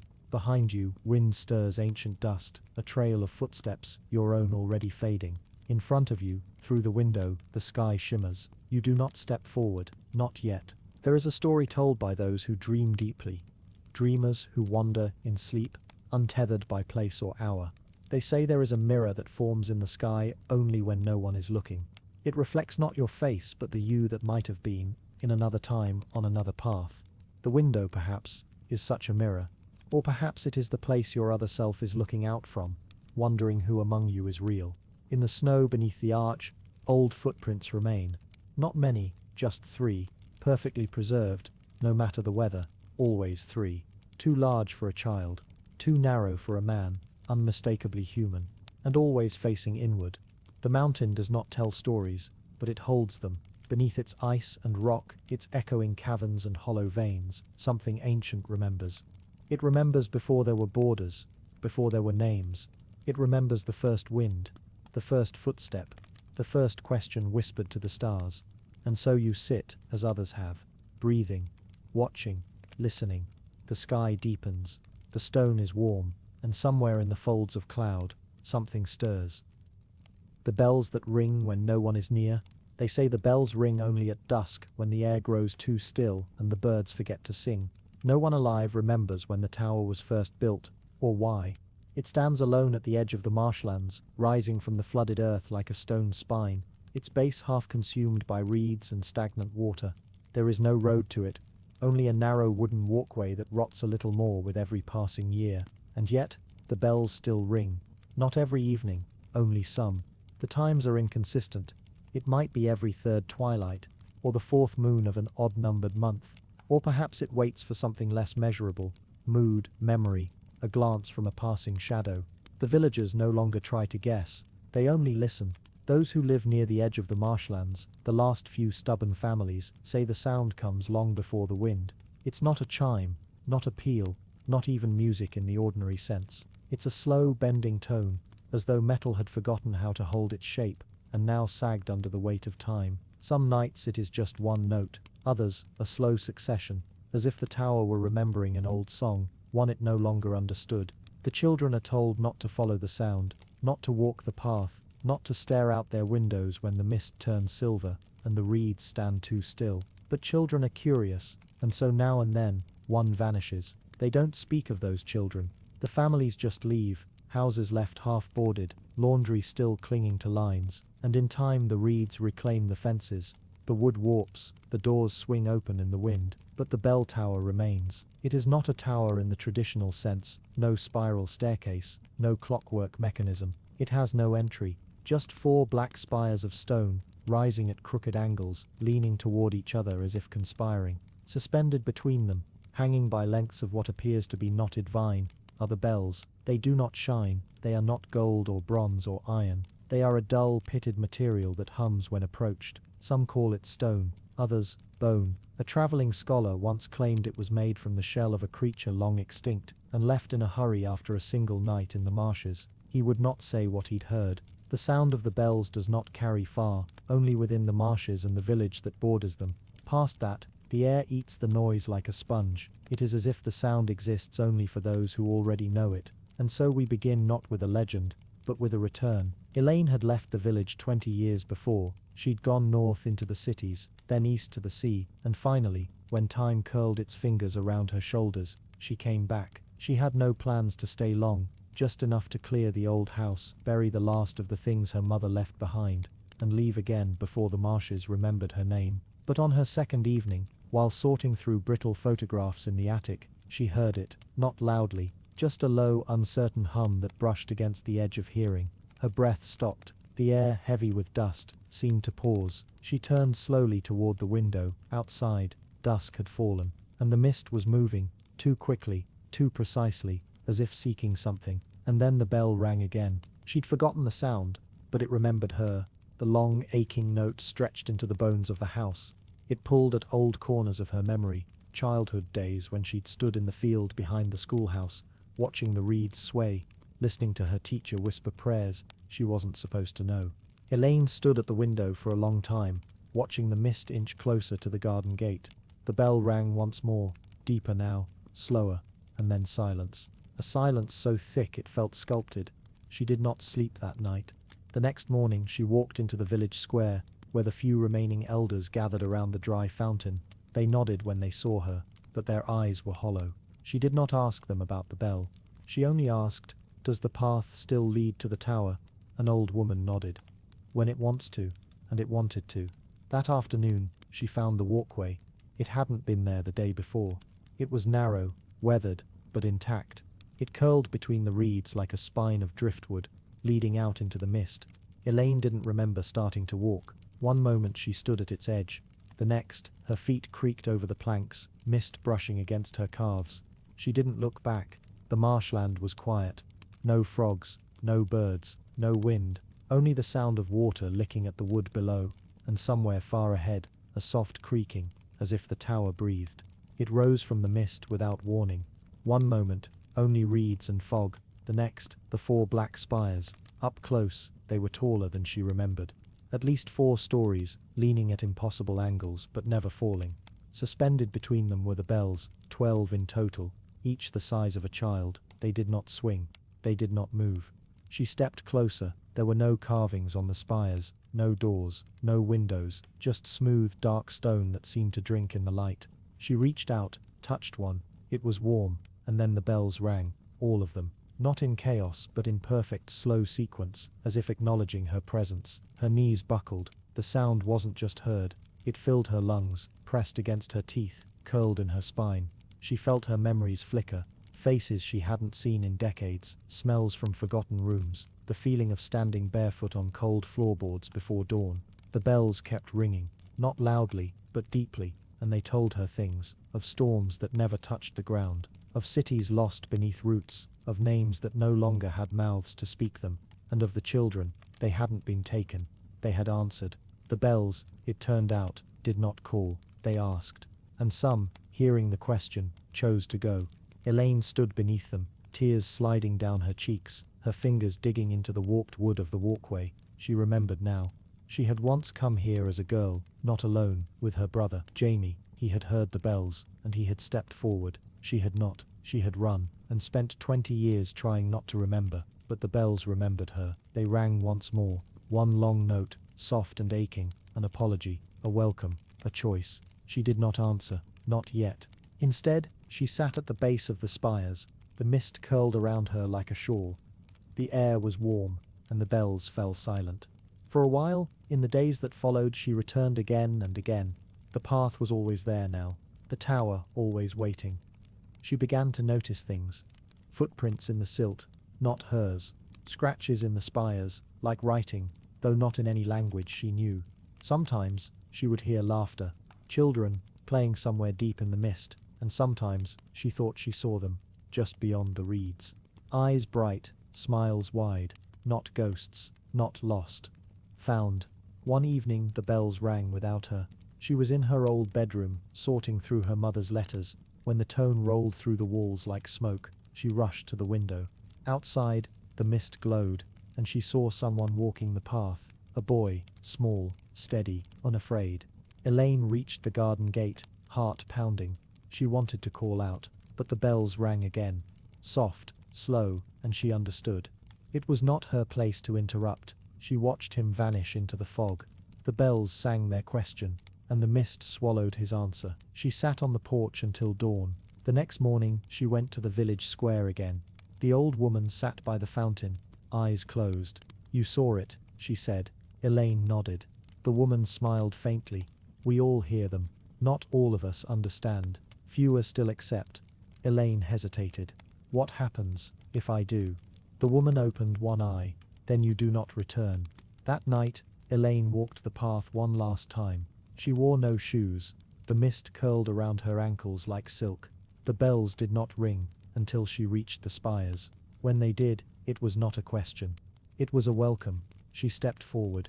The mist folded inward, and the bells fell silent. The stone garden where nothing grows, far beyond the borders of mapped lands, where even the most intrepid travelers turn back or vanish, there is a stretch of desert where no wind dares blow. It is not marked on any atlas, nor whispered of in any tavern. The locals speak of it only in riddles, if they speak at all, a place where nothing moves and nothing lives, where time is said to kneel. This is where the stone garden lies. It begins with silence, not the kind that follows a storm or precedes a scream, but the deep, ancient silence that presses into your bones and makes your heartbeat sound like thunder in your ears. It starts when the last tree vanishes behind you, when the wind curls back as if afraid to continue, and when the sky, a perfect dome of colorless light, no longer offers shade or judgment. All who arrive at the edge of the stone garden describe the same sensation, an inexplicable weight on the chest, as though the land itself is watching and remembering. The ground becomes hard. Not just dry or cracked, but smooth like worn marble, etched with pale lines that spiral outward in slow, hypnotic patterns. These grooves seem at first to be the work of nature, perhaps dried riverbeds or petrified roots, but upon closer inspection, they form symbols, not letters, not languages, but rhythms, repeating patterns that feel like breathing, like watching someone else's memories scroll across the earth. The statues begin soon after. They stand in no rows, follow no order, and yet there is a rhythm to their placement that becomes apparent the longer you walk among them. Dozens at first, then hundreds, then thousands. Some are waist high, others tower 20 feet or more, all carved from the same pale veined stone, stone that does not match the surrounding terrain and does not fracture when struck. Each figure is different. Some wear expressions of rapture, others, terror. Some seem mid-sentence, mouths frozen open. A few appear to be sleeping, curled as though in prayer, and still others, the ones furthest in, are unmistakably screaming. Scholars have tried to count them. One expedition recorded 7,312 statues before vanishing without a trace. Another mapped their arrangement and noted disturbing geometric patterns, circles within circles, spirals that mimic lunar calendars, and alignments with long-dead constellations. But what unsettled even the most seasoned explorers was not the artistry or the sheer number of statues. It was the discovery that they changed. Returned to after days or even hours, a statue once smiling now wept, one that had stood with arms outstretched now knelt. A scholar documented the precise position of a figure, only to return later and find it shattered, and the pieces arranged around their sleeping cot. There are stories of the statues whispering, only once, and only to those who listened. A single word or phrase, remember, or more hauntingly, stay. Local legends, when pressed, speak of a garden not planted but remembered, a place grown not from seeds but from memory and regret. They say the statues are not carved but cast, each one a living thing that stepped into the stone garden and never stepped out again. One tale tells of a woman who entered seeking her lost brother. She carried with her his scarf, a satchel of notes, and a blade of obsidian that could cut through dreams. She wandered for 3 days before she found him, or what remained. A statue with his eyes, his hands, his pose from a childhood drawing. And as she approached, her own limbs stiffened. She screamed but could not hear it. Her fingers turned pale, the scarf fell, and now if you know where to look, you can see them both. 2 statues, hands just brushing, eyes locked forever. Then there is the temple. Not all who enter the stone garden find it. Some claim it shifts, revealing itself only under moonlight or during eclipses. It is said to rise from the ground like a forgotten tooth, jagged and shining with a dull inner light. Its doors are etched with runes that bleed red when touched. Inside no one agrees on what is seen. Some say it is empty. Others describe halls lined with mirrors that do not reflect. A few claim to hear music, notes plucked from instruments that haven't existed for millennia. One consistent account is of the altar at its center, a flat stone slab, cracked in a perfect line down the middle. Atop it sits a bowl filled with dust. Those who peer too long into that bowl report visions of cities that never were, of faces without names, of a garden not of stone but of glass and fire. No one leaves unchanged. Even those who flee the place with no memory of their visit find themselves sketching unfamiliar symbols in the margins of books. They speak in half-remembered languages in their sleep. Their shadows, some say, arrive a heartbeat too late. The air in the garden never shifts. No birds fly overhead. No insects crawl between the stones. Even the sun seems hesitant, casting light that is too soft, too silver, and always, always, the silence. Not absence of sound, but the presence of something listening. In the heart of the stone garden lies a path said to be made of footprints, bare and human, etched in stone. No two are the same, and none return the way they came. They lead toward a statue taller than all the rest, a figure robed in stone cloth, its face covered by a smooth mask. In its chest is a hollow, shaped like a keyhole. Some believe this is the first statue, the one from which all others emerged. Others think it is the last, the only one still waiting. Some nights, the air around it hums. Travelers who follow the path often speak of dreams before they sleep, of places they've never been, of regrets that aren't their own. One explorer claimed she saw herself among the statues before she arrived, that she knew where she would stand, how she would look, what her expression would be. She entered anyway, and now that statue is there, quiet, still, smiling. The stone garden grows slowly. A new statue appears every decade or so, though no one sees it happen. The ground simply shifts. The silence deepens. The air grows heavier. And where once there was bare stone, now there is a figure. Some believe the garden is a prison, others a memorial, and still others insist it is a map, not of a place but of a time that loops and turns back on itself, that the stone garden is not remembering us, but that we are remembering it, and in doing so shaping it. It waits, still and silent. And someday, when the last footstep is laid, when the last memory has been carved in silence, it will awaken, and it will remember all of us. The lighthouse that guards a drowned library. They say the sea does not forget, even when it takes, even when it swells and smothers and reclaims what once stood proudly on land. It remembers, in currents and eddies, in shifting sands and silent depths. It keeps the shape of what it swallowed. Off a coast no longer named, on maps that no longer show the inlet, stands a lighthouse where no ships pass anymore. A solitary stone column rising from a ring of jagged rocks, half shrouded in sea mist and algae, with a beacon that still turns, though no one can say who tends it. They call it the lighthouse of Orival, and beneath it, beneath the foaming waves and barnacle-worn outcroppings, lie the ruins of a drowned library. It was not built by any empire we know. Its stones bear no crest, its shelves no catalogue. But the stories whispered among coastal villages, passed in low voices beside hearth fires, speak of a place where knowledge flowed like water, and may still. The tale begins with a man named Lorien, or perhaps a woman. The name shifts depending on who tells it, and maybe that's the first clue, that the truth beneath the tale is older than memory, and shaped more by longing than fact. Lorien was a wanderer, a collector not of things, but of ideas.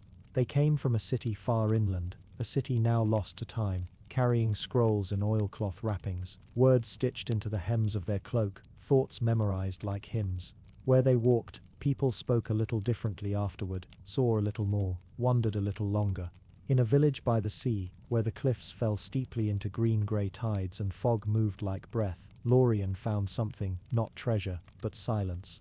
A silence that was deep and listening. The villagers avoided the coast at night. They said the water sang, not a siren's call, not the old story, but something else. A chorus in a language they didn't speak, but felt. Lorien stayed.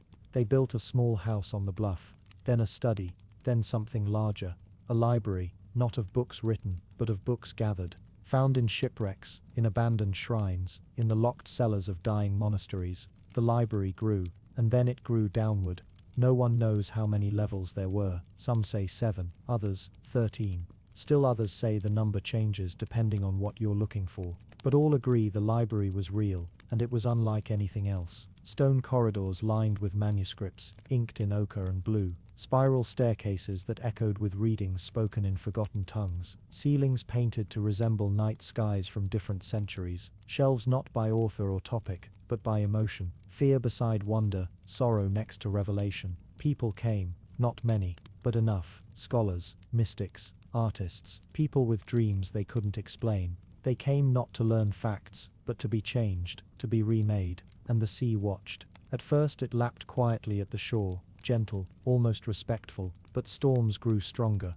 Winds changed direction, tides rose higher than before. Some whispered that the library had awoken something, others believed the knowledge within was meant to stay hidden. When the waves finally rose to claim the cliffs, the villagers fled, but Lorien did not. They walked down the stairs one last time, sealing the upper halls behind them, taking with them a single oil lamp, a bundle of scrolls, and a name none would remember correctly. The lighthouse appeared not long after. Some say it was built, others say it simply was. It doesn't match any known style. No record shows who quarried the stone. It stands with no door, only a narrow slit of a window near the top. But the light shines still, a slow, steady turn, casting its beam across water where no ship sails, as if searching or warning. Fishermen who pass close to the rocks say they've seen movement behind the glass, a figure or a shadow, a person walking in circles. But the tower is sealed, has been for centuries. Divers have tried to reach the ruins. Most find only kelp and silence, but one, a woman named Idrin, with lungs like bellows and a heart full of stories, surfaced one dusk with a piece of carved stone, smooth, dark, and etched with something like writing, but not. She never returned to the sea. Instead, she built a replica of the carving in her garden, and spent her remaining years listening to the wind whistle through it. She said the sound was almost a word. Others have heard it too, some in dreams, some while walking alone by the shore, a low humming rhythm, like the library breathing beneath the waves. Not dead, just waiting. There are theories that the library was not simply a repository but a memory engine, built to store not just knowledge but experience, that the texts were alive in some way, not metaphorically but literally, written in ink that moved. On pages that remembered that reading one was not like reading a book but like walking into someone else's life, feeling their thoughts, their doubts, their hopes, and being changed by them. The sea, then, may not have drowned the library, it may have absorbed it. The ocean, after all, is the oldest archive we know. Currents hold patterns. Waves follow rhythms set by distant storms. Creatures navigate by instinct older than language. Salt remembers. And the lighthouse, it may be the final bookmark. Not a warning, but a promise. A light left burning, in case someone returns to finish the chapter. Stories tell of those who've gone looking. A sailor whose ship was wrecked, who swam toward the light and vanished without trace. A monk who stood on the shore for 7 nights, meditating, then walked into the surf and did not come back. A child who drew maps in the sand of a city no one else remembered, maps that matched carvings deep beneath the waves. Sometimes when the sea is calm and the mist rolls back, shapes can be seen on the ocean floor, outlines of towers, colonnades, and arches, all in stone. The bones of the library, and once, just once, a diver came back with more than a stone. She had a scroll, soaked, nearly falling apart. But real, it was written in a language no one could translate. But those who held it said it felt warm, like something alive, like a voice just about to speak. It was kept in a museum for a time, then one morning, it was gone. No sign of entry, no alarm tripped, only a small pool of salt water on the floor, and the lighthouse beam, that night, seemed to sweep a little slower, as if pausing, as if reading. The tale has no clear end. The light still shines, the sea still sings, and sometimes when the moon is low and the tide is strange, the wind brings a whisper to the cliffs. We are not forgotten, we are just unread. And those who hear it, do not speak of it. Not right away, they carry it with them, a thread pulled through their thoughts, gentle, persistent, quietly tugging at the edge of knowing, like a story waiting to begin. The pyramid, with no entrance and no shadow. There is a place in the world where compasses refuse to settle, where the wind whistles as if it carries secrets it cannot speak aloud, and where the stars seem to pause as they pass overhead. It is a place not found on maps, and rarely whispered of in any language still spoken by men. Deep in a forgotten arm of the desert, a stretch of sand so silent that even vultures do not circle there, something juts from the earth, like the unsheathed blade of an ancient war, a pyramid, blacker than night, smoother than glass, and untouched by time. It is not large, not towering like the pyramids of Giza, not buried like the ziggurats of the Fertile Crescent, not overgrown like the steppe temples of Mesoamerica. It is modest in size, barely taller than the height of 20 men, and yet nothing around it dares rise even a finger above the dunes. It stands alone, not crumbled, not weathered, and not casting even the faintest shadow. That is the first thing people notice, even at high noon. when the desert sun bleaches every rock and wrinkle in the sand. The pyramid throws no darkness upon the ground. You could walk around it, circle it entirely, and no matter where the sun stood, directly overhead or slanting toward dusk, the sand remained unchanged, bright, flat, undisturbed. The structure absorbs light in a way no material should, not like obsidian, not like basalt, but more like a hole in the world where reflection simply ceases to exist. They say the pyramid has no entrance, no doors, no seams, no wear from sandstorms or scavengers. Its walls are impossibly smooth, made of stone that feels cold even under the punishing sun. Those who have touched it, and there are few, say it hums faintly beneath the skin, a sensation like distant thunder you feel in your bones before you hear it. And they say the longer you touch it, the more your own thoughts quiet, as if something deeper is listening back. The earliest written mention of the structure comes from the journal of a 13th century Berber explorer who called it a black tooth of the desert, where no wind cries and no shadow dares. He did not find it himself. The tale came to him from nomads he met near the salt plains, but he believed it. Said their eyes looked like they'd seen something that refused to leave them. He wrote that they feared the place but couldn't stay away, as if drawn back by something they could not name. The next account surfaced centuries later, buried in the archives of a French colonial surveyor in the early 1800s. His hand-drawn map includes a solitary black triangle deep in a blank section of desert. The triangle is marked with the words ni entrée, ni ombre, no entrance, no shadow. Nothing else in the file explains it. The rest of the page is filled with measurements of sand ridges and elevation lines, precise, formal and dry, except for that one mark. Modern satellite imagery, curiously, reveals nothing. When zoomed in, the area appears distorted, blurred slightly at the edges, as if the land itself refuses to be seen. Some claim it's an error, a rendering glitch. Others say it's proof that the thing should not be known. A few, only half-joking, call it the place Google skips. Over the last 50 years, a handful of expeditions have gone in search of the structure. Most never find it. Those that do rarely speak in much detail afterward. There is footage, grainy, faded film from the 1970s of 3 explorers standing at the base of something massive, black and featureless. They look very small beside it.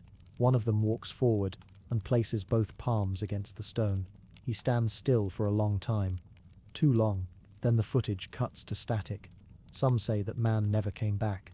Others say he did, but he wasn't the same. In interviews he would pause mid-sentence, as if hearing something far away. He eventually disappeared for good during another trip, alone, into the desert.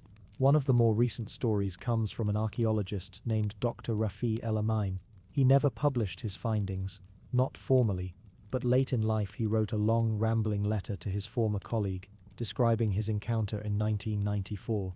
In the letter he tells of a silent monolith of pure black geometry that seemed to drain sound and thought as you approached. His team, he said, camped nearby for 3 nights. On the first night, their compasses spun continuously. Watches stopped. The stars overhead, he claimed, began to shift, not in position, in appearance. He described constellations he did not recognize and colors in the sky that flickered like oil on water. On the second night, they heard bells, faint, distant and irregular, as if from beneath the ground, only audible when standing very still. He said it sounded like memory itself had been set to chime. On the third night, one member of the team went missing. Her tent was untouched, her boots still beside her bedroll. Her footprints led halfway toward the pyramid, and then simply ended. Not covered, not blown away, ended, as if she had vanished mid-step. They left the next morning, shaken, and did not return. Rafi wrote that he dreamed of the pyramid for years afterward, that sometimes in the early hours before dawn, he would wake to find black sand in his bedsheets, though he lived hundreds of kilometers from any desert. What is it that draws people to such a place? Not greed. There are no jewels or gold, no carvings or relics to plunder. Not conquest. There are no foes to conquer, no lands to claim. Perhaps it is something older than reason, a longing for something beneath the skin of the world, a need to understand the rules we've agreed to live by, and what might happen when we find the places where those rules don't apply. Theories abound, of course, that the pyramid is a relic of a civilization far older than any known, that it predates language, fire, even death, that it was not built, but seeded, a structure grown from some foreign intelligence that understood the geometry of thought and silence better than we ever will. Some believe it is a vault, not of treasure, but of memory, that it holds something ancient and eternal, not a being, but a pattern, a map of all consciousness preserved in black stone, that it listens, that it remembers, that it waits. Others say it is a warning, that the lack of shadow is not an absence, but a seal, a lock that binds something inside, and that any attempt to breach it would be the end of not just the desert, but the story of the world as we know it. But those are only stories, told by those who have seen only glimpses. What lies within, if there is a within, remains untouched, because despite all efforts, no one has ever found an opening, no crack, no door, no indication of construction. Ground-penetrating radar yields only silence. Attempts to drill or chip away at the stone have ended in failure, often in strange accidents, equipment malfunctions, sudden storms, and once the inexplicable appearance of dozens of dead birds around the site. No wounds, no decay, as if they had simply forgotten to be alive. And always, the silence, that deep, drowning hush that blankets the place like snow. No wind, no echoes. Even footsteps feel quieter, as if the air itself is reluctant to carry sound. One explorer, an audio technician turned adventurer, attempted to record ambient noise around the pyramid. He brought specialized equipment, capable of capturing frequencies both above and below human hearing. He spent 2 nights alone beside the pyramid. When he returned, he had not spoken a word. He handed the recordings to a colleague. They found nothing at first. No birds, no wind, not even the hiss of ambient static, just silence. But when they adjusted the spectrum, slowed the playback, and pushed the gain to its highest setting, they found something buried deep in the low end. A rhythm, faint, slow, like breathing, or perhaps a pulse. What breathes beneath a pyramid, with no door? What heart beats beneath a stone that casts no shadow? Perhaps we are not meant to know. Perhaps knowledge itself recoils from places like this, as if the very concept of understanding grows pale and brittle under the weight of something so patient, so still, and so ancient. To stand before it, they say, is to feel small in a new kind of way, not as a speck in a vast universe, but as a whisper in a room where something greater is listening, something vast not in size, but in duration, in stillness, in intent. And yet people keep coming. They cross blistering dunes and salt-blind plains. They bring instruments, drones, cameras, prayers. They build camps, dig trenches, whisper theories around small fires. But nothing changes. The pyramid remains, unopened, unexplained, unmoved. And each of them, in their own quiet way, leaves different than they arrived. Some forget how to sleep. Others forget what they saw. A few forget their own names, and seem not to mind. And the pyramid, it watches, or listens, or waits, or simply is, forever casting no shadow, forever keeping its silence, forever reminding us that some truths are not meant to be revealed, only felt, like the wind that never blows, or the heartbeat that is not our own, echoing quietly beneath the sand. The watchtower that sees through dreams, high above the edge of a forgotten coastline, where the sea moaned softly against cliffs, long hollowed by time, there stood a solitary structure that no map dared name. The locals called it the Watchtower, but not because it kept watch over the sea, nor because it signaled to passing ships.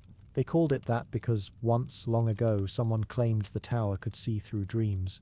It was neither tall nor grand, nor visibly ancient, and yet it carried the stillness of something much older than stone. There were no roads that led to it now, only overgrown trails whispered into the grass by the wind. Those who tried to mark its position found that their compasses spun wildly, and even the sun seemed to veer slightly when it passed overhead. It was the sort of place that didn't appear on the journey out, only on the journey back, like a memory you hadn't known you'd made.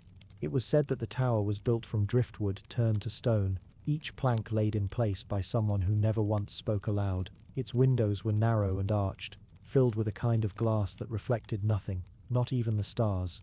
Travelers who came upon it by accident often walked right past it, never noticing the way its shadow tilted the wrong way, or how the grass at its base grew in slow spirals. But sometimes, only sometimes, a dreamer would wake in the middle of the night with the image of the tower in their mind. They would rise, still half asleep, dress in silence, and begin walking. No direction, no map, just a feeling. And eventually they would find it not by following a trail, but by stepping sideways from the world they knew. The watchtower stood at the edge of what could be remembered, Its foundation was rooted in the soil of old thoughts, and its highest room brushed the ceiling of forgotten dreams. There were no doors in the tower, only arches where wind and memory passed freely. The spiral staircase that climbed through it was made not of stone or wood, but of something softer, like pages bound in silence. They said each step remembered a dream, not just any dream, but one lost to time, dreams forgotten before waking, dreams left behind in childhood, or buried by the weight of the years. And as you climbed, each step hummed beneath your feet, the echoes of half-lost laughter, whispered fears, fleeting joy. You didn't hear it with your ears, you felt it in your chest. Few ever climbed to the top, not because it was too high, but because something in them hesitated, a sensation not of fear, but of remembering something they weren't ready to know. But those who reached the top described it not as a room, but as a sky caught in stillness. The walls were open, the air held a kind of breathless hush, and above, stars drifted through the ceiling like fireflies beneath ice, and in the center stood the lens. It was not a telescope, nor a mirror, nor any instrument the waking world would recognize. It was a suspended ring of polished night, framed by thin threads of silver mist. When you looked through it, you didn't see the horizon, you didn't see the sea, you saw something else, an image stitched from your own dreams and the dreams of others. Sometimes it was a place you'd forgotten, sometimes a person you'd never met, but somehow knew. Some saw oceans on other moons, some saw cities that once existed and would never exist again. But always, it felt like the truth, not a truth you could explain, a truth you could feel, like remembering something that hadn't happened yet. And sometimes when the mist shifted just right, the lens would blink. It wasn't mechanical, it wasn't alive, but it watched. Not like an eye, but like a memory waiting to be noticed. Legend told of a woman who lived inside the tower, not in the rooms or on the stairs, but in the dreams themselves. They said she had walked into the tower centuries ago and never left. Her name had been lost, but they called her the Dreamward. She was neither guardian nor prisoner, but something in between, a weaver of dreams, a reader of echoes. If you stayed long enough, and the tower allowed it, you might hear her voice in the wind, murmuring your name, as if it had always belonged there. The tower did not keep time. Inside, the hours wandered. You might enter at dusk, and return to find the sun still frozen on the horizon, or centuries passed without a leaf out of place. Some believed the tower was a wound in time, a hollow place where reality thinned and dream pressed through like fog through cloth. There were signs scattered near its base, old carvings on stones, fragments of stories etched in languages that no one had spoken aloud in generations. Symbols of eyes closed and open, hands reaching skyward, and doors that led to skies instead of rooms.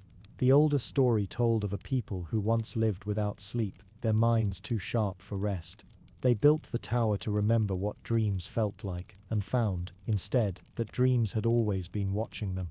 The villagers from the nearest coast never went near it, not because of fear, but out of reverence. They left offerings, shells, bits of broken glass, polished smooth by waves, feathers, coins with worn faces. Children were told that the Watchtower held the sky in its hands, and that if you listened closely on cloudless nights, you could hear it turning pages no one had written yet. One boy, the story went, once wandered into the tower in his sleep. He had been mute since birth, never uttering a word. When he came back down the spiral, his eyes full of starlight and tears, he looked to the sea and whispered a single word, home. He never spoke again. Some say the Watchtower dreams as well. When storms rise over the ocean and lightning arcs sideways through the sky, the tower does not shake. But sometimes its glass flickers. For a moment it reflects something no one can describe, because the moment it is seen it's already gone. A memory that belongs to the future. A warning perhaps, or a gift. Travelers have tried to paint it, sketch it, describe it. None succeeded. The images came out wrong, blurred, or oddly inverted. Some found they had drawn places they'd never visited, rooms with furniture long lost to time, portraits of people they loved who had never lived. One painter tore up his canvas, swearing it had captured his mother's face, but she had died before he was born. Those who stay in the tower too long often return different, not mad, not afraid, just quiet, as if their thoughts no longer fit into the same shape. They speak less. They listen more. They look at the stars not with awe, but recognition. They say the tower never forgets, that every visitor leaves a footprint in its memory, not on the stone, but in the dreaming, a trail of thought, of feeling. The tower is not a place of answers, it's a place of seeing, and some things, once seen, shift the way you live. There is a path, barely visible now, that leads down from the tower to a grove of twisted trees. The grove is silent. No birds sing there. No leaves rustle, even in the wind. In the center of the grove stands a shallow pool, no larger than a coin tossed into a well. The surface is still perfectly so. Some call it the dream's eye. If you look into it, it does not show your reflection. It shows the last thing you forgot. And it does not let you look away until you remember it. And just beyond the grove, where the cliffs fall sharply into mist, there is a single stone set into the earth. No markings, no moss, just a smooth pale shape. Some believe it is a grave, others a key. A few whisper it is the tower's heart, buried but still listening. The watchtower that sees through dreams does not speak, it does not summon, it does not chase. But it waits, patiently, quietly, for dreamers bold enough or lost enough to find their way into its spiraling hush. And those who leave it never do so unchanged. Because once you've stood beneath a ceiling of forgotten stars, once you've seen your own dream stare back at you, once you've heard the hush between echoes and felt it name you, the waking world never sounds quite the same again. The stone map of a lost continent, in the farthest edge of the southern sea, where clouds hang like suspended silk, and the ocean shimmers with a light older than memory, there is said to lie an island that does not appear on any map, not anymore. It is a place whispered about only in certain forgotten corners of libraries, where the dust is thicker than the pages themselves, and the ink has turned to shadow. They call it the cartographer's end, though no one remembers the cartographer, nor how the place earned its name. Only one thing is agreed upon: beneath its windswept cliffs, on a plateau carved by time and salt, there rests a stone too large to move and too old to break, etched with the full shape of a continent that does not, and perhaps never did, exist. The first man who claimed to have seen it came back with sea salt in his beard and a silence in his eyes. He had no journal, no sketches, only a scar on his hand where he said the stone breathed through him. He died within the year, having whispered a name in his sleep every night, Verenthi. No one could say what it meant. Scholars tried to decipher it, linguists traced it to dead dialects, but none could place it. The only trace that remained was the way he'd say it, reverent, as though he weren't cursing something, but longing for it. The island is never found by those who seek it.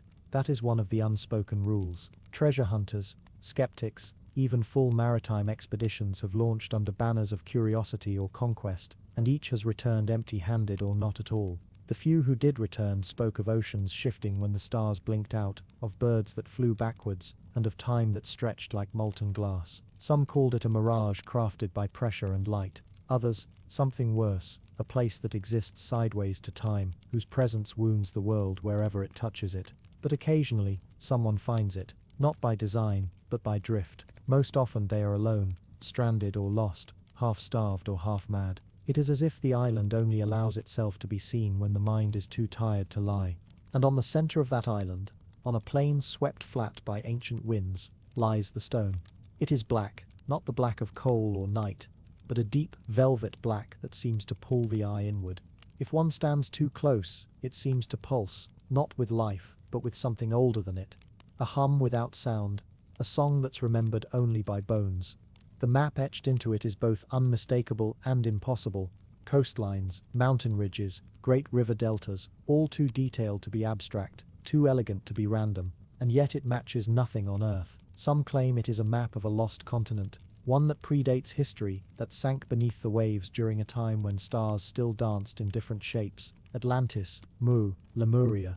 Every theory has found a home on its surface, none with proof. The grooves of the map are too sharp to have weathered. Rain doesn't collect in them, moss avoids them, tools cannot chip them. Attempts to remove a sliver of the stone for testing have ended in nothing but failure or madness. One scientist who tried found herself dreaming in a language she had never learned, waking with maps drawn in ash across her bedroom floor. She quit her field soon after, reportedly taking a vow of silence. More curious still are the people who claim the map is not a map at all, but a memory. Not of land that was, but of land that will be. That what is etched into the stone is not geography, but prophecy. A record of a continent yet to rise, the tectonic ghosts of the world's next chapter. These thinkers are not welcome in most academic circles, yet their voices persist, like whispers under waves. Some who have touched the stone speak of a feeling like falling into the sky. Others say it burned without heat, or that they heard voices speaking in the pauses between waves. One traveler, a woman who had shipwrecked after a storm, claimed she saw the map shift while she watched. The continent morphed, its edges flexing like breath, its mountains sliding like ink beneath skin. She stayed 3 nights beside the stone, feeding on coconuts and rain, before she was rescued. She never gave her name, only said, "It shows you what you're meant to find." What she meant by that, no one ever learned. There are other oddities. When the moon rises over the island, the stone reflects no light, casting no shadow, and during the equinox, something stranger happens.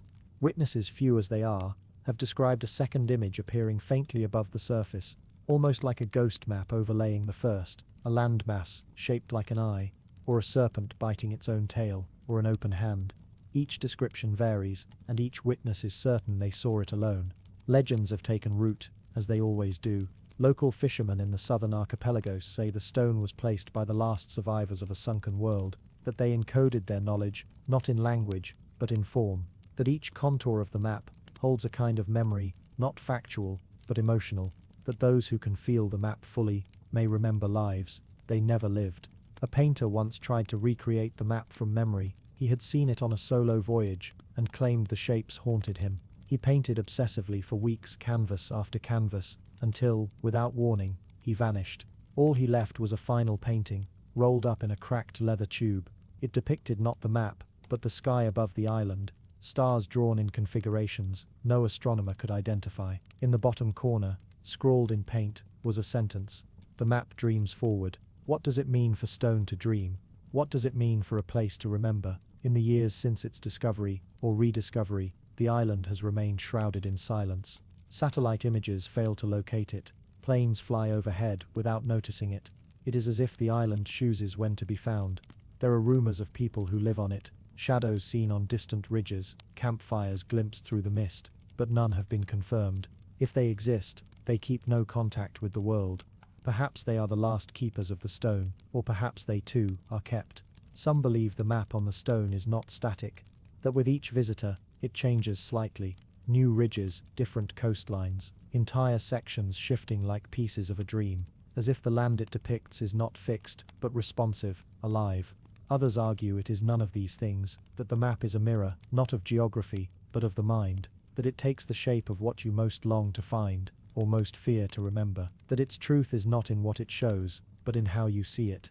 A lost archaeologist once wrote in a letter, "Never sent the stone shows what the world could have been, if we had made different choices." What choices? No one knows. The stone, massive as it is, offers no answers, only presence, only its silent hum, its deep, time-worn grooves, and the subtle pull it exerts on all who come near, as though it waits. A geologist who wandered there by accident claimed that standing near the stone made her heart beat slower, made her thoughts stretch like silk pulled in water. She said it felt like being held in the gaze of something that did not judge, but understood. She tried to take a photograph, but the image came back blank, not black, blank, as if the stone rejected the notion of being captured. She said she left a lock of her hair at its base, not knowing why. It felt right. She told no one. There are stories older than books, passed down on islands with no names, that speak of a place where the earth remembers its own dreaming, a stone whose etchings are not carved, but grown, a map of a land that does not yet exist, but waits to be born. They say that when the world forgets too much, when time becomes too heavy and meaning too thin, the stone will open. No one knows what that means, but some listen for it, not with ears, but with patience, a kind of waiting that has no end, a quieting of the breath, the self, the noise of certainty, and in that stillness, some claim they've heard it, a rhythm beneath the waves, a whisper beneath stone, a shape waiting to rise. The stone remains, unmoved and unmoving, and somewhere, deep beneath the sea, perhaps the land it depicts stirs, not gone, only sleeping.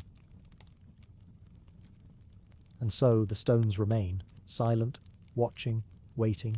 Unanswered questions echo through time, and the secrets of these ancient places remain just out of reach, for now. Thank you for exploring unearthed secrets with us. If you enjoyed the journey, be sure to like, subscribe, and let us know in the comments What was the most mysterious structure to you, and where are you watching from?